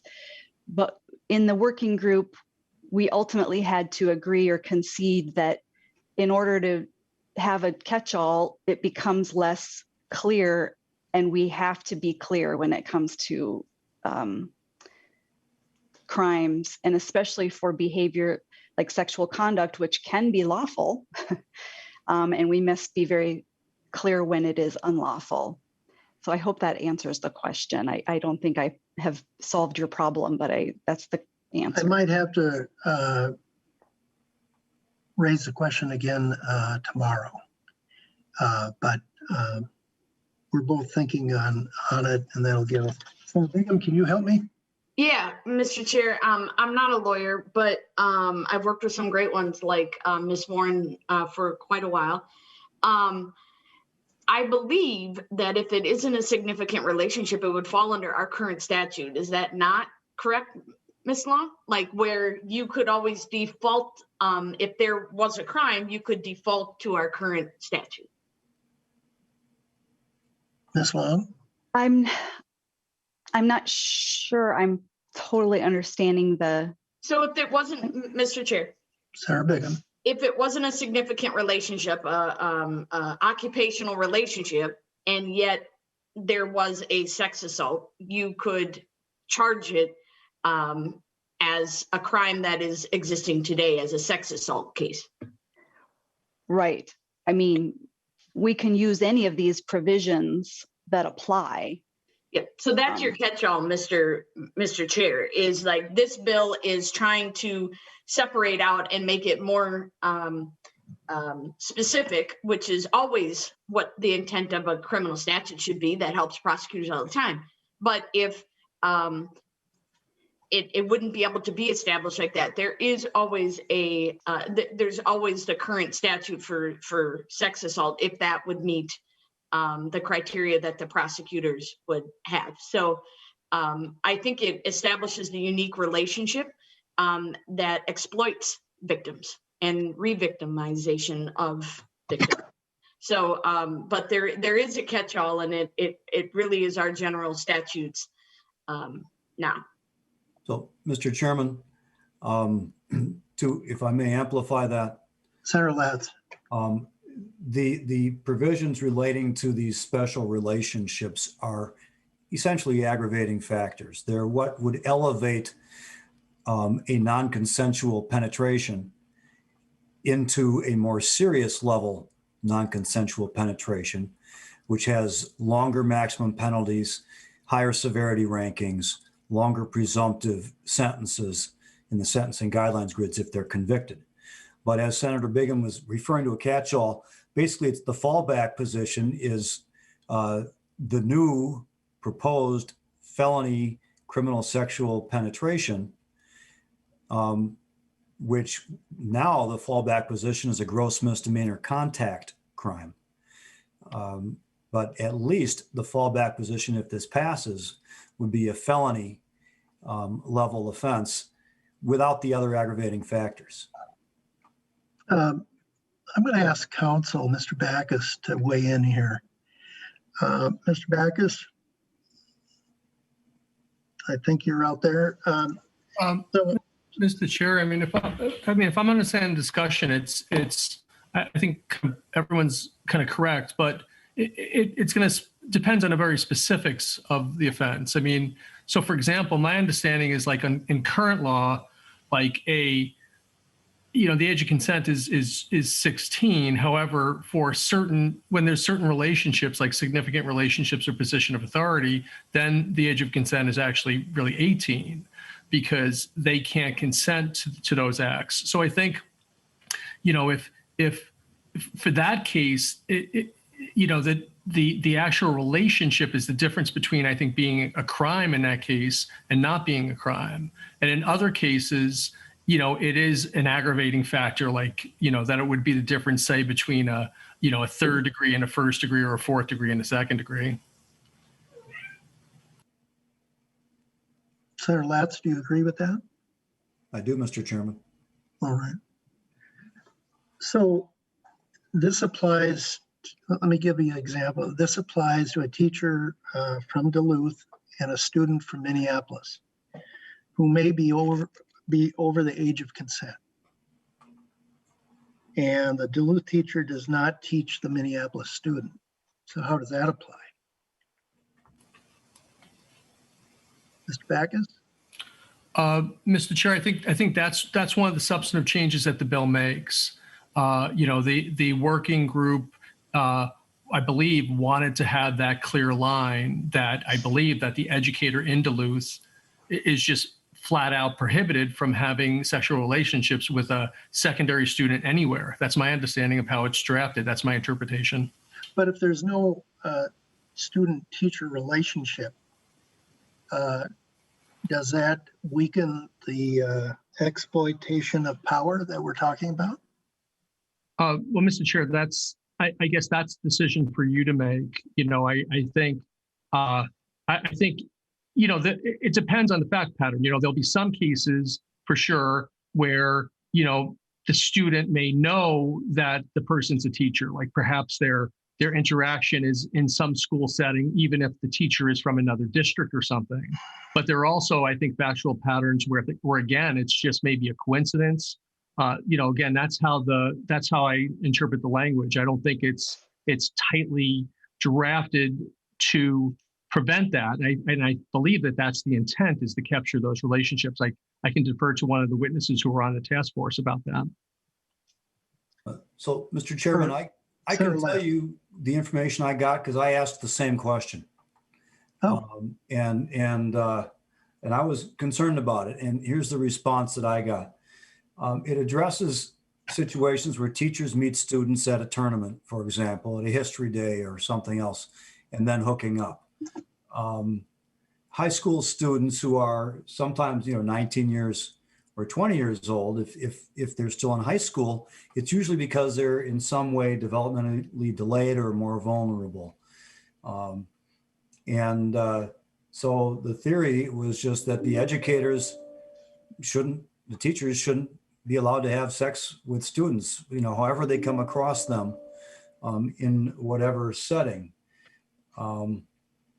Debate tournaments, sporting activities where you end up not teaching the kid, but you're at an event as a teacher, they're at an event as a student. I mean, how do you draw the line? You're going to say these kind of events apply, these kind of events don't.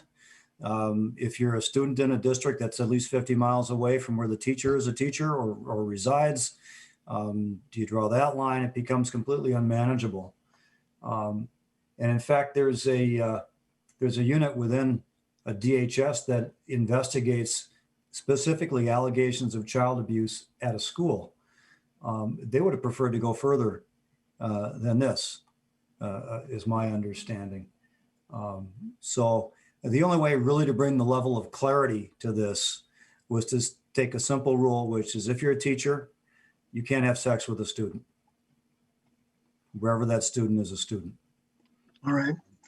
Find someone else. Okay. Continue, Senator Latz. Oh, Senator Bingham has her hand up.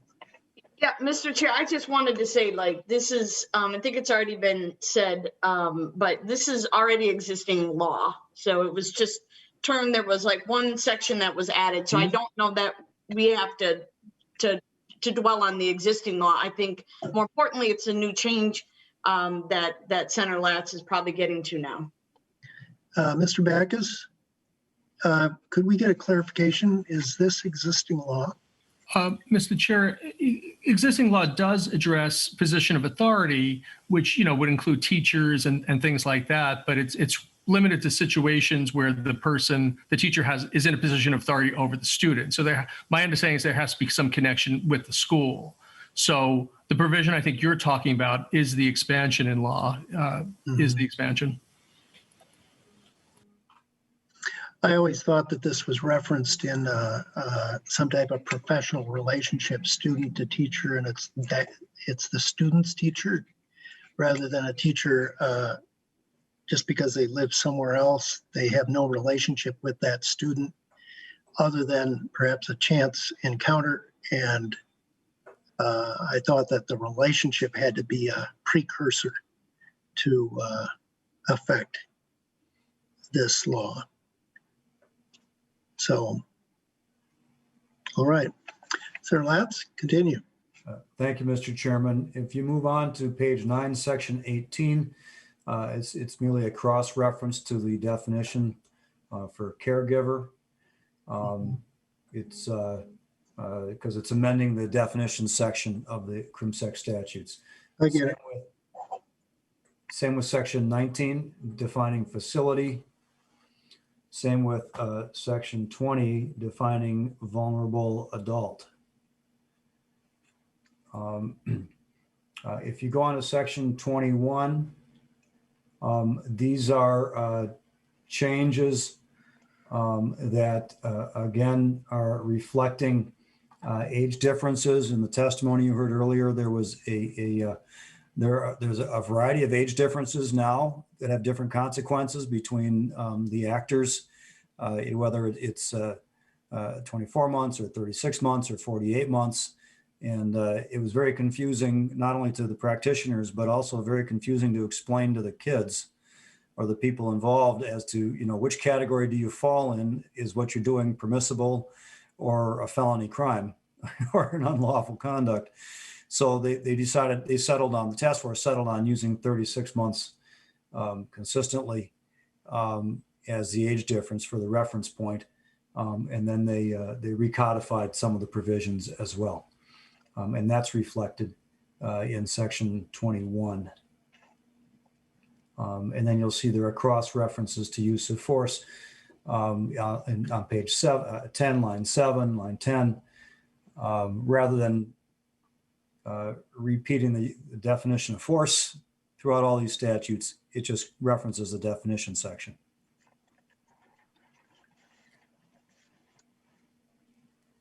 As you continue to move down page 10, you see the strike through language. Again, this is language that has been moved into a different section, but it's still maintained as existing law. Senator Latz. Yes, Mr. Chairman. On line 10.7, we are using a definition of force, and then we use another definition of force on 10.10. But it's referring to a different clause in either setting. Do you know the difference? Between those definitions of force? Yes. One goes to clause 2, other goes to clause 1. Mr. Chair, I can answer that.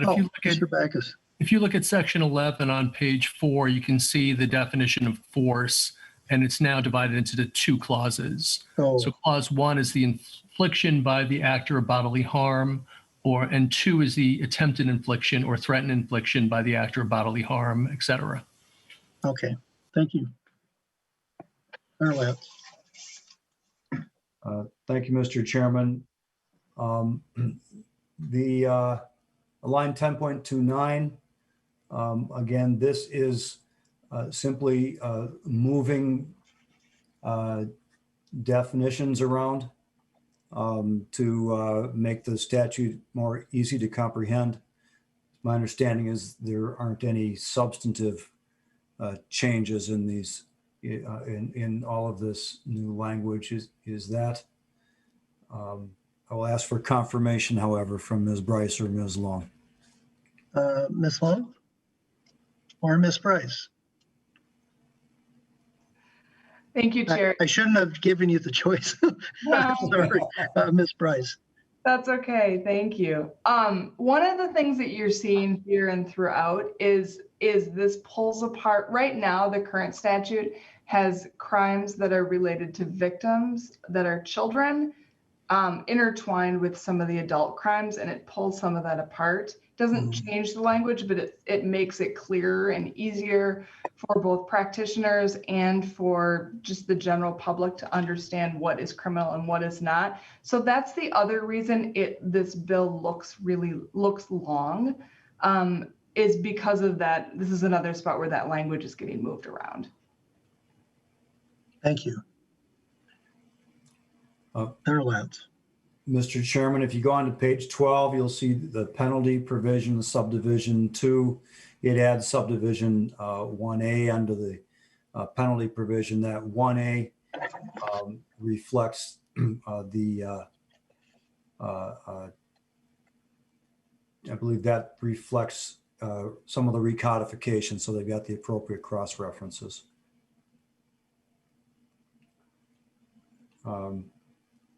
If you go on to page 13, section 22, you've got identical changes with regard to strike-throughs and use of force definitions that you saw in the previous, in the CrimSex 1 section that we have just gone through. And then similarly on page 14, reference to the victim under age of 18, crime defined. Same language there that Ms. Bryce just explained. Senator Lance, if I could bring you back to page 12. There's a word that I've seen also in new language. It's probably language I saw that it was stricken before too, and that's the word significant relationship. I believe that's existing law reference, but how does a prosecutor attain the significant relationship qualification? Mr. Chairman, can you point out on page 12? Yes, I'm sorry, 12.2 is one of the references. It was stricken on previous pages. On page 10.19, the word significant relationship, I'm assuming it's a repositioning, a reorganization of the same thing. But how does a prosecutor attain or prove a significant relationship? Is it just mere observation? And maybe I don't even know what a significant relationship is for the purposes of legalities. Ms. Long? Thank you, Ms. Long. Mr. Chair. I'm unmuted, right? The significant relationship is actually defined in the statute. And so, and I'm sorry, I'm trying to get my hands on my actual statute book. But it is essentially a family relationship. Mr. Chair? Mr. Backus. Yeah, sorry. You can look to page 6, to section 16 of the bill on line 6.29. It is a currently defined term. And in fact, the bill is adding a new clause. So if you want to page through that, it's basically a family relationship. And Mr. Chair, we actually have a prosecutor on the call that could probably answer that. Ms. Warren.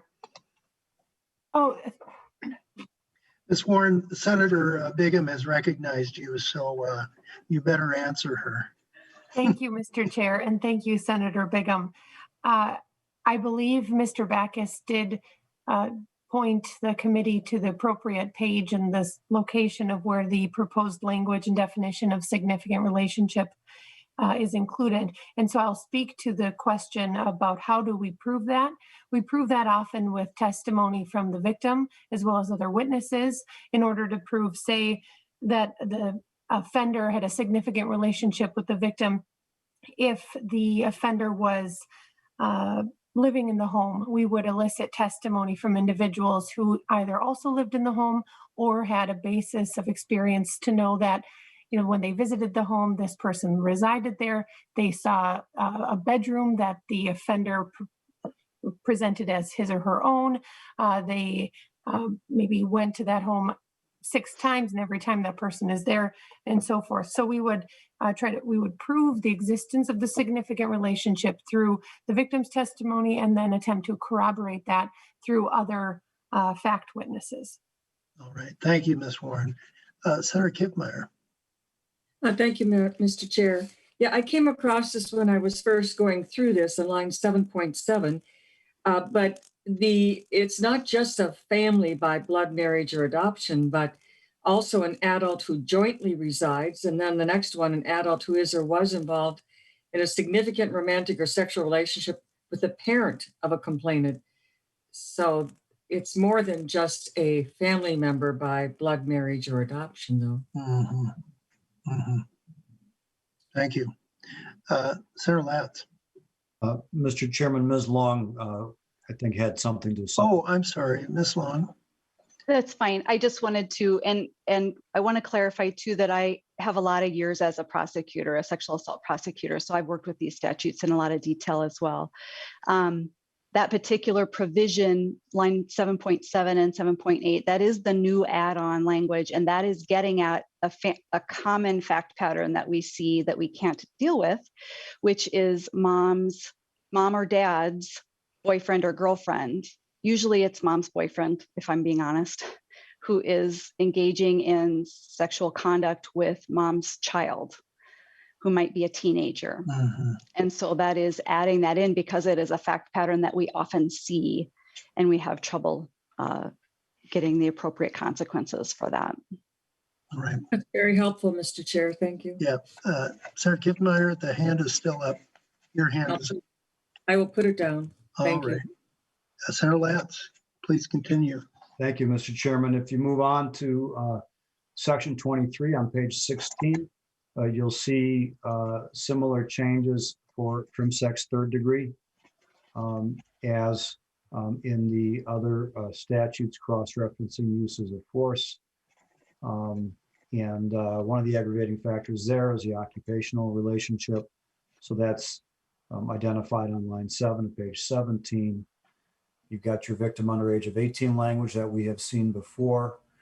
On line 17.25, you'll see a place where 48 months is changed to 36 months to harmonize or make consistent those age differences that I had mentioned. If you go on to page 18, you again see clarification or appropriate cross references for the use of force definitions and the occupational relationship. You have a lot of language struck through there, which I believe has, like other provisions, has been moved into a different portion of the statute. In fact, the language will look familiar. So you've probably seen it underlined, I think, in other parts that we've already gone through. Let's see here. If we move down to section 24 on page 20, you've got crim-sex in the fourth degree, and you'll see identical changes to what we just went through in the third degree. Again, just recodifications, moving the sections around current law remaining in effect. Mr. Chairman, if you move on to page 23 at section 25, this is some new law that's being proposed here. This is the new lower level felony, crim-sex involving penetration. You'll notice by way of comparison, at the top of page 24, the new subdivision 1A is existing law relating to sexual contact, and that's a gross misdemeanor offense. The new law is on the bottom of page 23, the creation of an elevation of the penetration as an independent defense. It's a felony, and if you move a little bit further down on page 24, you'll see subdivision 3, where they define the penalties for that new felony as a 2-year or $10,000, or both. And you will also notice one other adjustment for the making a 10-year felony if they've got priors. So that bumps up the penalty for repeat offenders. And that is a new provision. And the addition of adjudication there, I believe we must reference, is that juvenile delinquency adjudications. So it would now be capturing the same illegal conduct, but that when the person was in the juvenile system, if they were adjudicated delinquent because of the same kind of criminal sexual conduct. It would enhance and be considered a prior if it happened within the previous 10 years. Mr. Chairman, if you move on then to page 25, you get into the dangerous sex offender statute. I'm going to ask Ms. Long or Ms. Bryce to address those particular changes.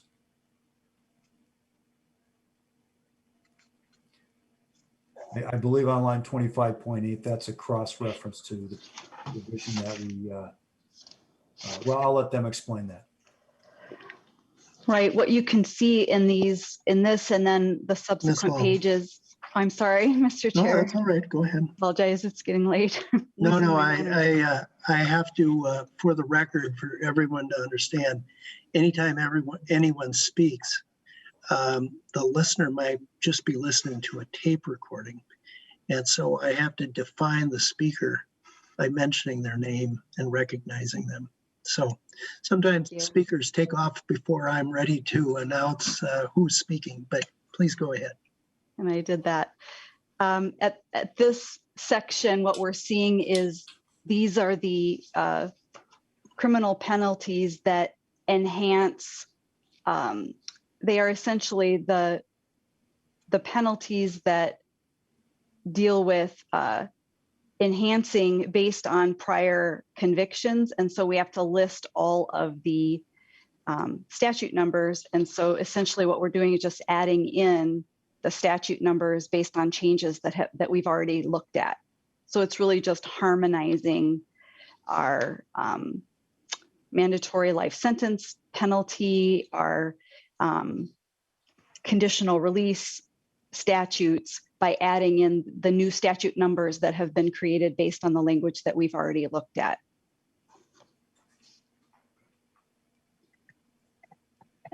Senator Lance? Mr. Chairman, that provision, those changes continue all the way down to page 30, line 29, where you have the new crime of sexual extortion. You'll notice the statute number there is new 609.3458, and that appeared repeatedly in the previous section that defined the dangerous offenders. And then you've got a whole new crime here, that of sexual extortion. And I will ask one of our testifiers to explain the details of that new crime. Who would like to explain the extortion element? Mr. Chair? Yes, Ms. Long. Thank you. You're doing yeoman's duty tonight, Ms. Long. I don't mind. It's a labor of love. We've been working on this a long time. So this came very much out of conversations that I, as a prosecutor, or other members of our committee have had, advocates, survivors,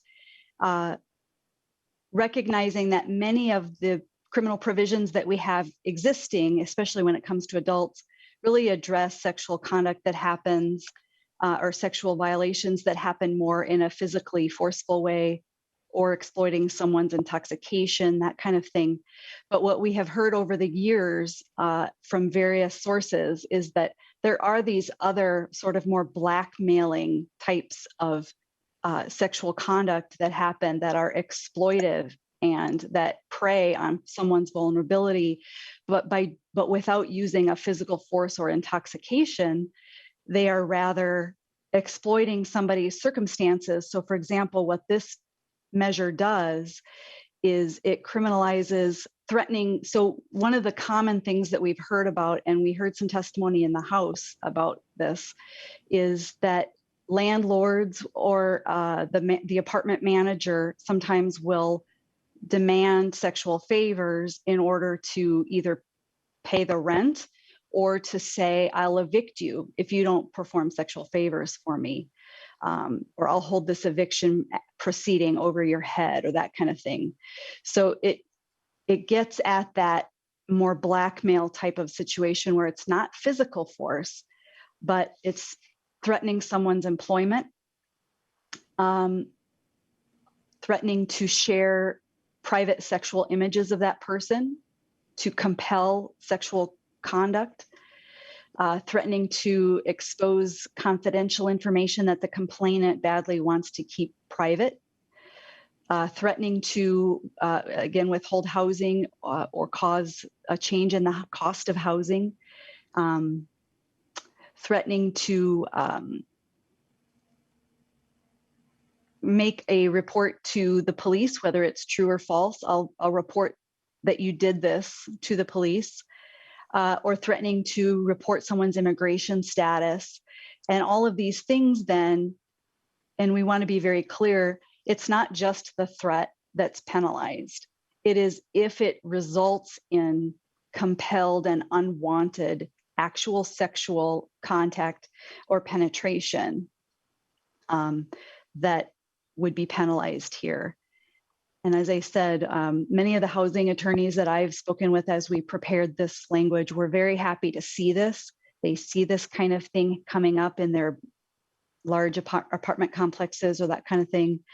And it's all based on our discussions as practitioners, survivors, and advocates for the kinds of things that we've seen over the years that are psychologically pressuring someone and threatening that basically it's better for them if they perform this unwanted sexual conduct than if the other thing happens that's being threatened. And so that's what's happening here. It's both a contact provision and a penetration provision.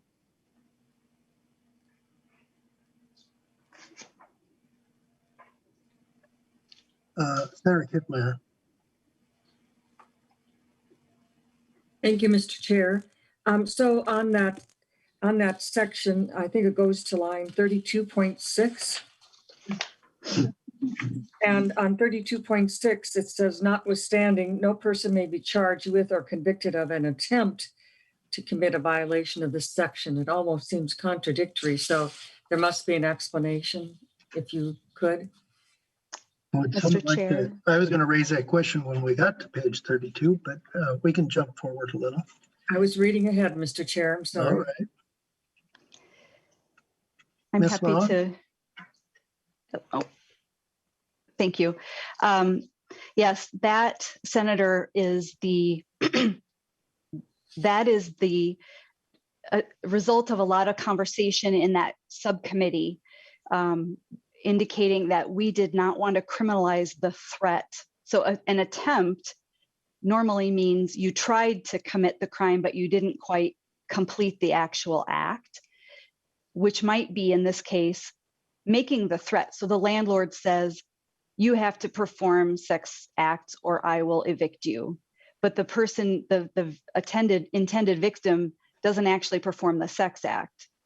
In this language, by saying that attempt is not a crime, we are making it clear that we're only penalizing when the victim or the complainant performed a sex act or engaged in some kind of unwanted sex act that they didn't want to participate in. The threat itself is not, which would be the attempt, is not criminalized. And we wanted to be very clear about where we thought that the criminal penalty should be imposed. I hope that answers the question. I was a little bit unclear. Does it require the potential victim? Does it require a no from the victim to, let's say, if someone was attempting and then heard the word no and they backed off, does it require that, or does it not require that, or either or? In the circumstance that you described, where the potential victim declines, it would not be a crime. If the So if it- perpetrator backed away. Right. And if the perpetrator had a quick second thought and backed away, that too is not an attempt. Correct. Only if the sexual behavior occurs Okay. does it cross the line into the crime. If the perpetrator was slapped or slugged and the perpetrator backs away, then is that still an attempt that was only an attempt? Correct. All right. Senator Bingham. Chairman, in that situation, they could be charged with assault. Sure, of course. But Mr. then Chair, the intended victim could be the one charged with assault. And would assert self-defense, I suppose. I suppose, yeah. Senator Bingham. Mr. Chair, I was just going to say to Senator Kiffmeyer and just with the question, like it actually, the contact actually has to happen. I mean, that's the nut and bolts of it is, yeah. And I think that that's pretty clear. And I think it's actually unique to a criminal statute where they're saying there is no attempt, it's the real deal. So, Mr. Chair, I got that from the testifier. I understand that. I think it is unusual in the sense that usually just attempting to threaten somebody is a crime of some sort. But what you're saying is that in this particular case, it's not this crime. Sheriff Heck. Yeah. Thank you, Mr. Chair. If I may, from my experience on the work group, I believe the reason for excluding an attempt comes down to free speech issues, that there are some court decisions that talk about the fact that threats that are not carried out could be construed as free speech. So it was our concern, given some recent court decisions that came out when we were discussing this, that excluding threats of this conduct would more closely align with what the courts were instructing us, so that in order to have this be a crime, it would have to be the crime of committing the sex act, not the attempt to do it.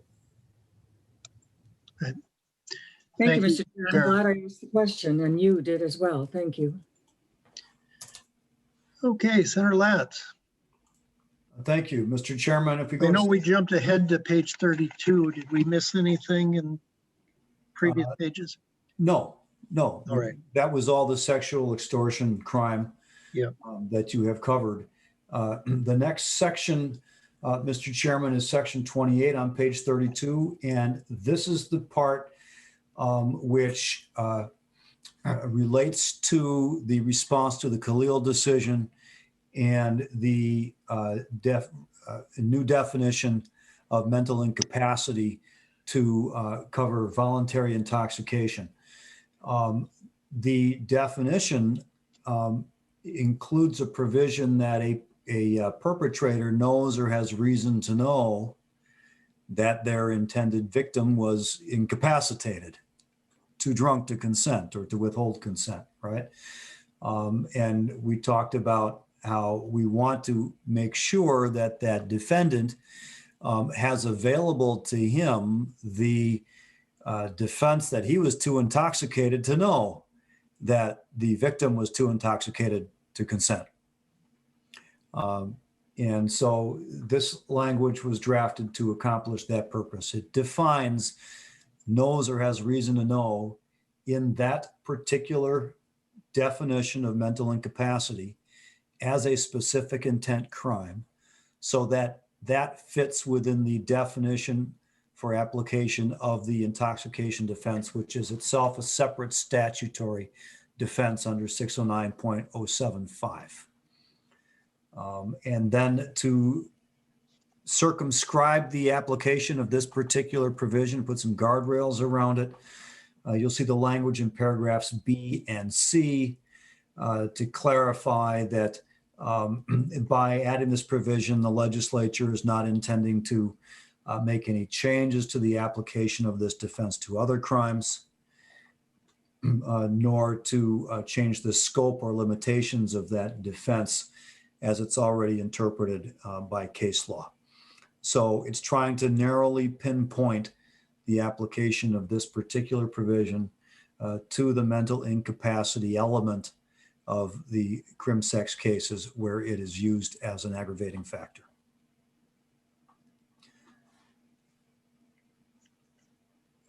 Mr. Chairman, section 29, starting at line 32.24, is the predatory offender working group.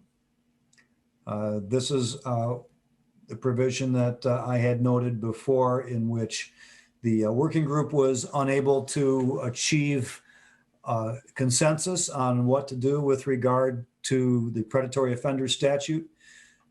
Part of that reason, I understand, is that there is so little data around evaluating whether or not the predatory offender statute is helpful or effective.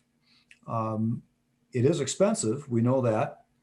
Apparently costs about $1 million a year to manage the predatory offender registration database and keep track of folks. But they didn't have enough information. They weren't able to resolve recommendations for us, but they felt it was really, really important to continue to work on. So they've carved out that task in this particular working group for continued work by a successor working group on this topic itself. And that is section 29. Section 30 is reviser instruction. And then what I'm intending to incorporate into this A6 amendment, the A22 amendment contains the repealer language that was inadvertently not included in the A6. Lance, what is the repealer? What does it repeal? I will ask one of our testifiers or Mr. Backus to Mr. Backus, explain could the you give us process. a reference? Yeah, Mr. Chair, members, it repeals the crimes of sodomy, fornication, and adultery. All right. In the interest of time, I know it's getting late. I want to thank everyone for putting up with a legislative hearing. But Senator Latz, could you just perhaps briefly lay the foundation of how you would pay for this? I know you have another amendment, but maybe just briefly give us the overlay on it. Or perhaps Mr. Turner could, if he understands it, he could do that as well.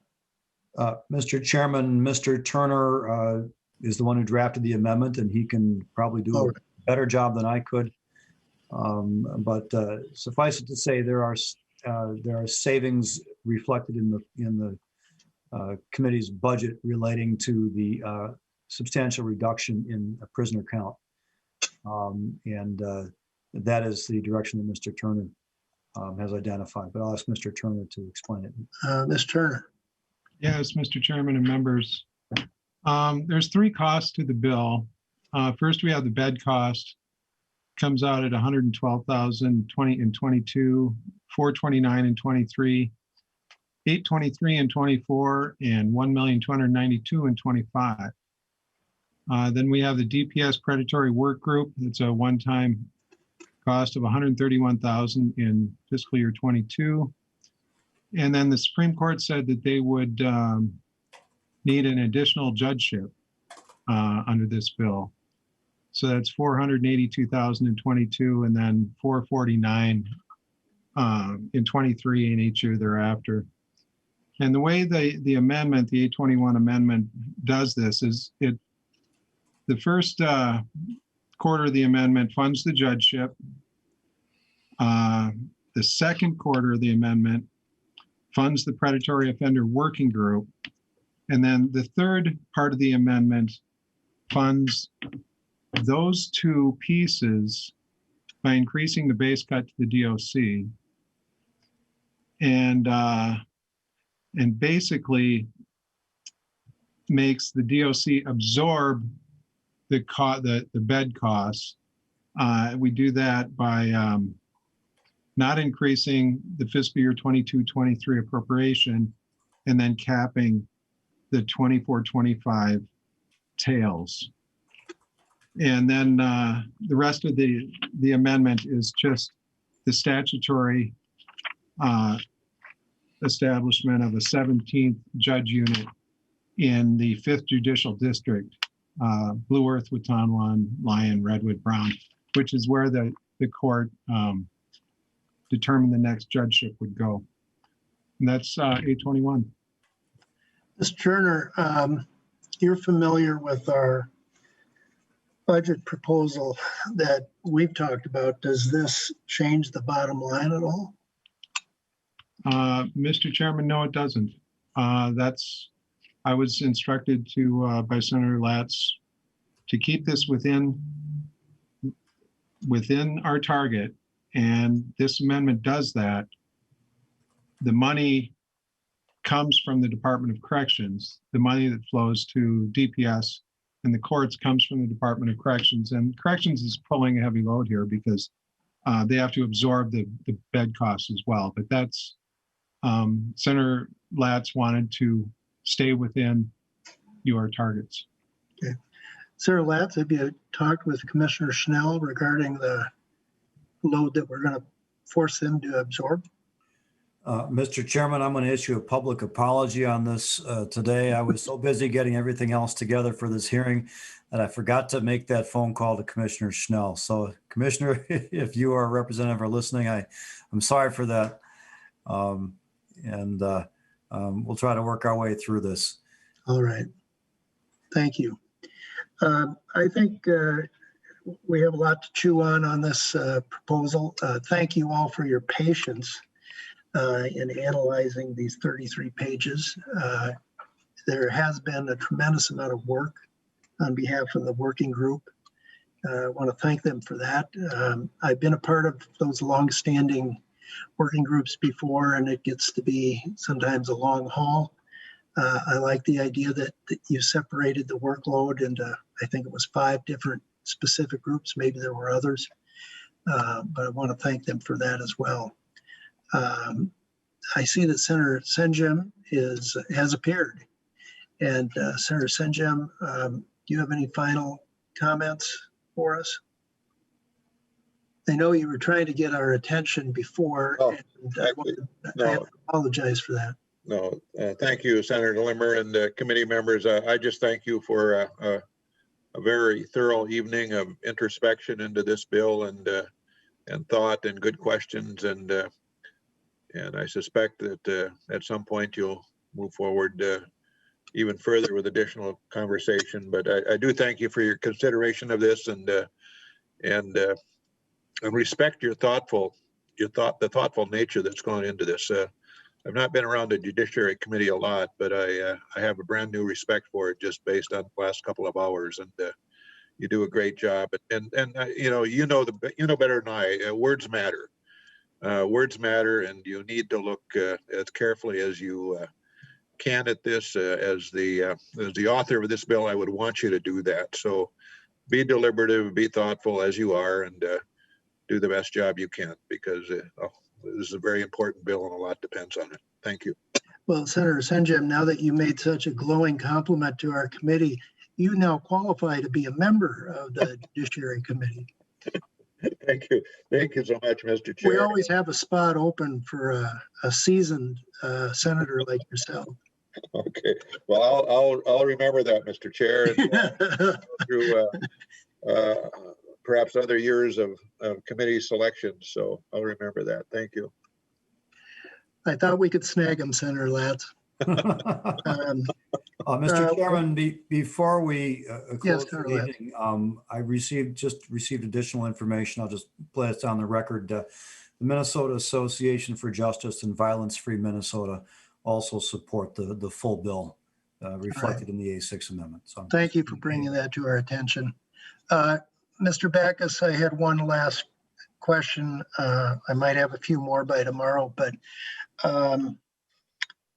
there's a reference to intoxicating substance in the bill. I'm not sure exactly where it is. Do we have a definition? Was that what that means? Is it narcotics? Is it anesthetic? Could it be a controlled substance? Obviously alcohol, but do we need to put a definition to that?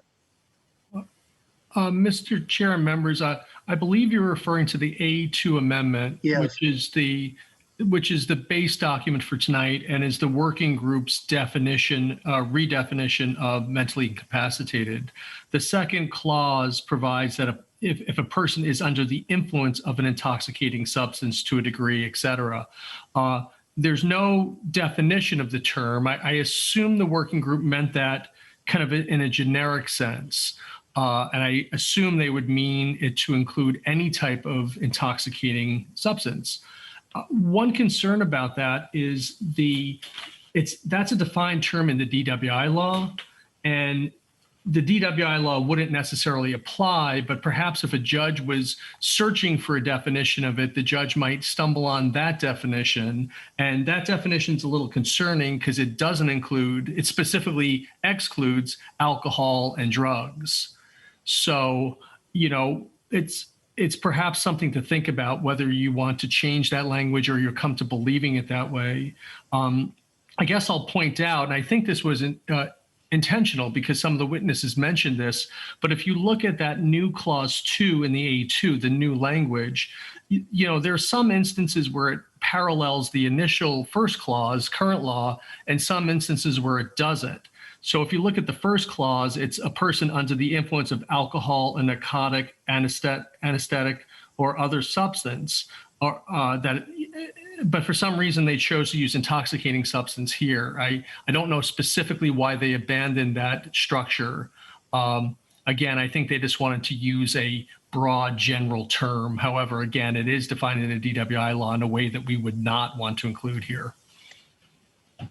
All right. We'll have to revisit that in the remaining time of our deadline.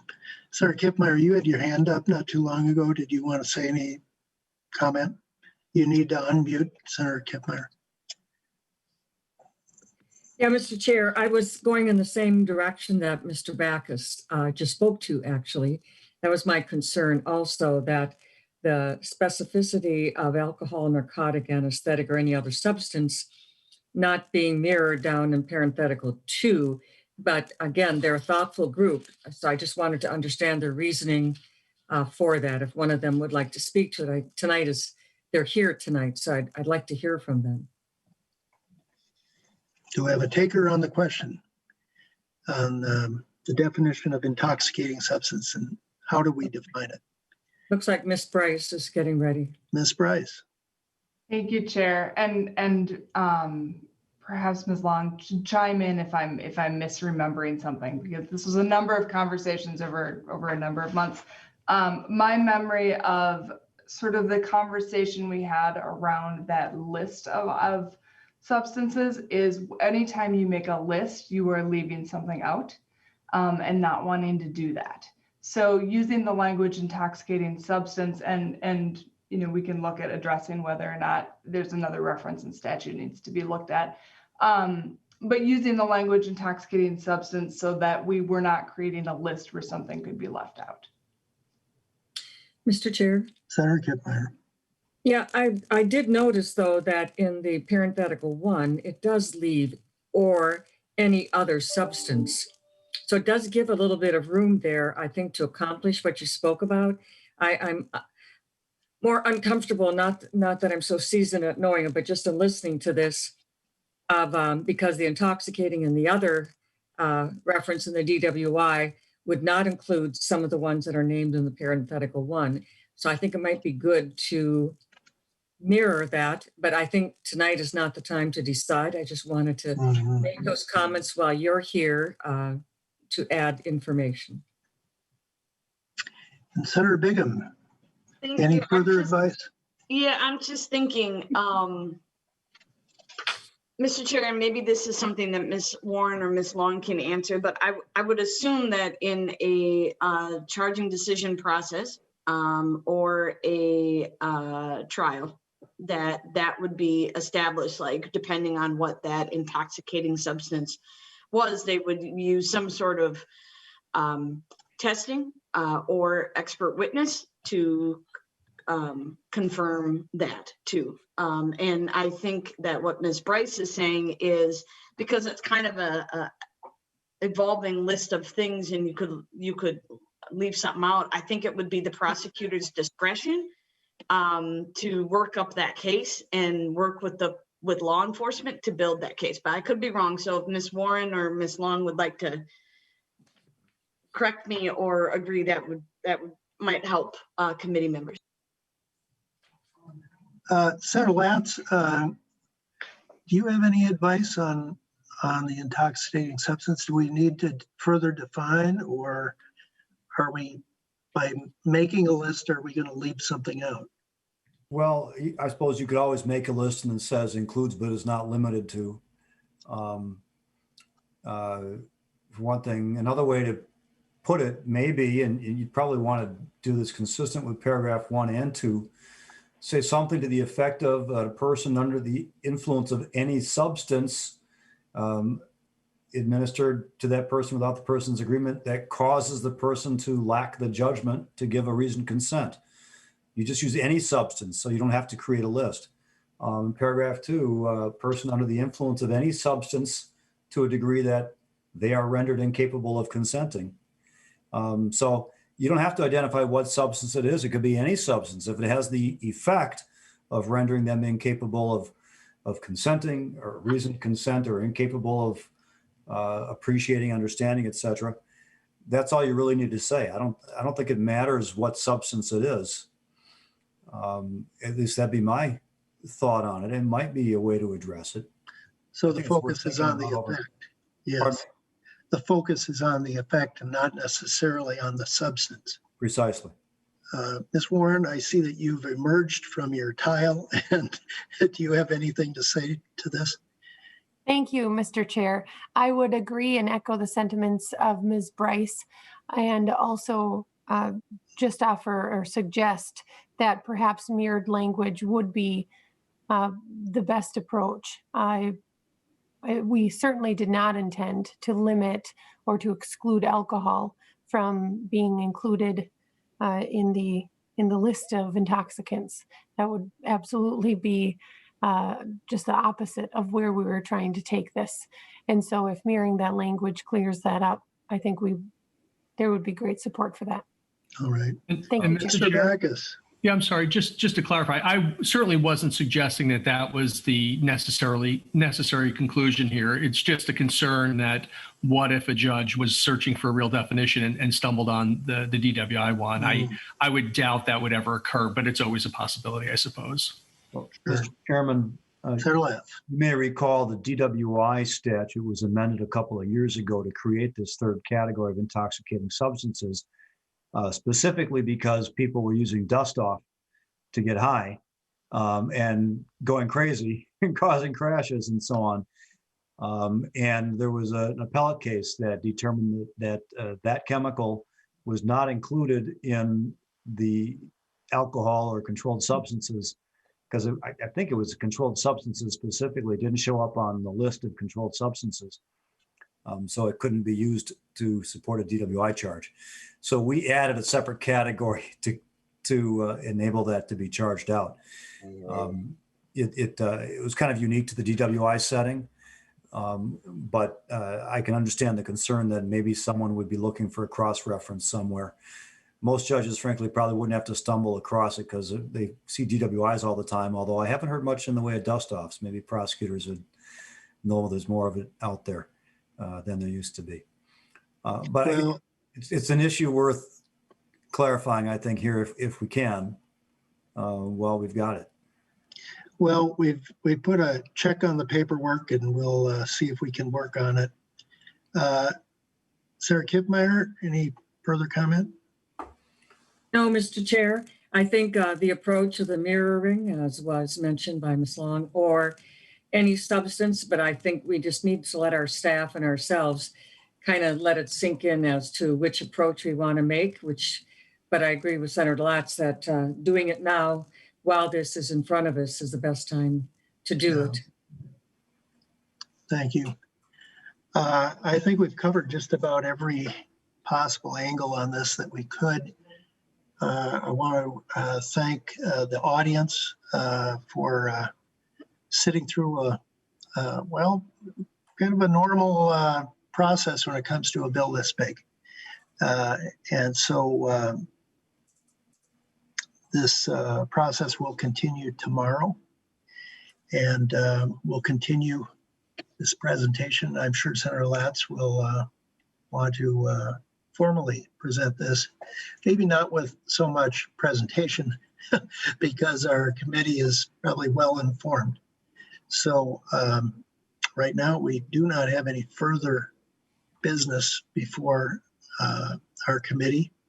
We're not voting on anything tonight. This was kind of an introduction to a few items that needed to be discussed and digested first. So we'll get into it tomorrow. Thank you, Mr. Chairman. We stand adjourned.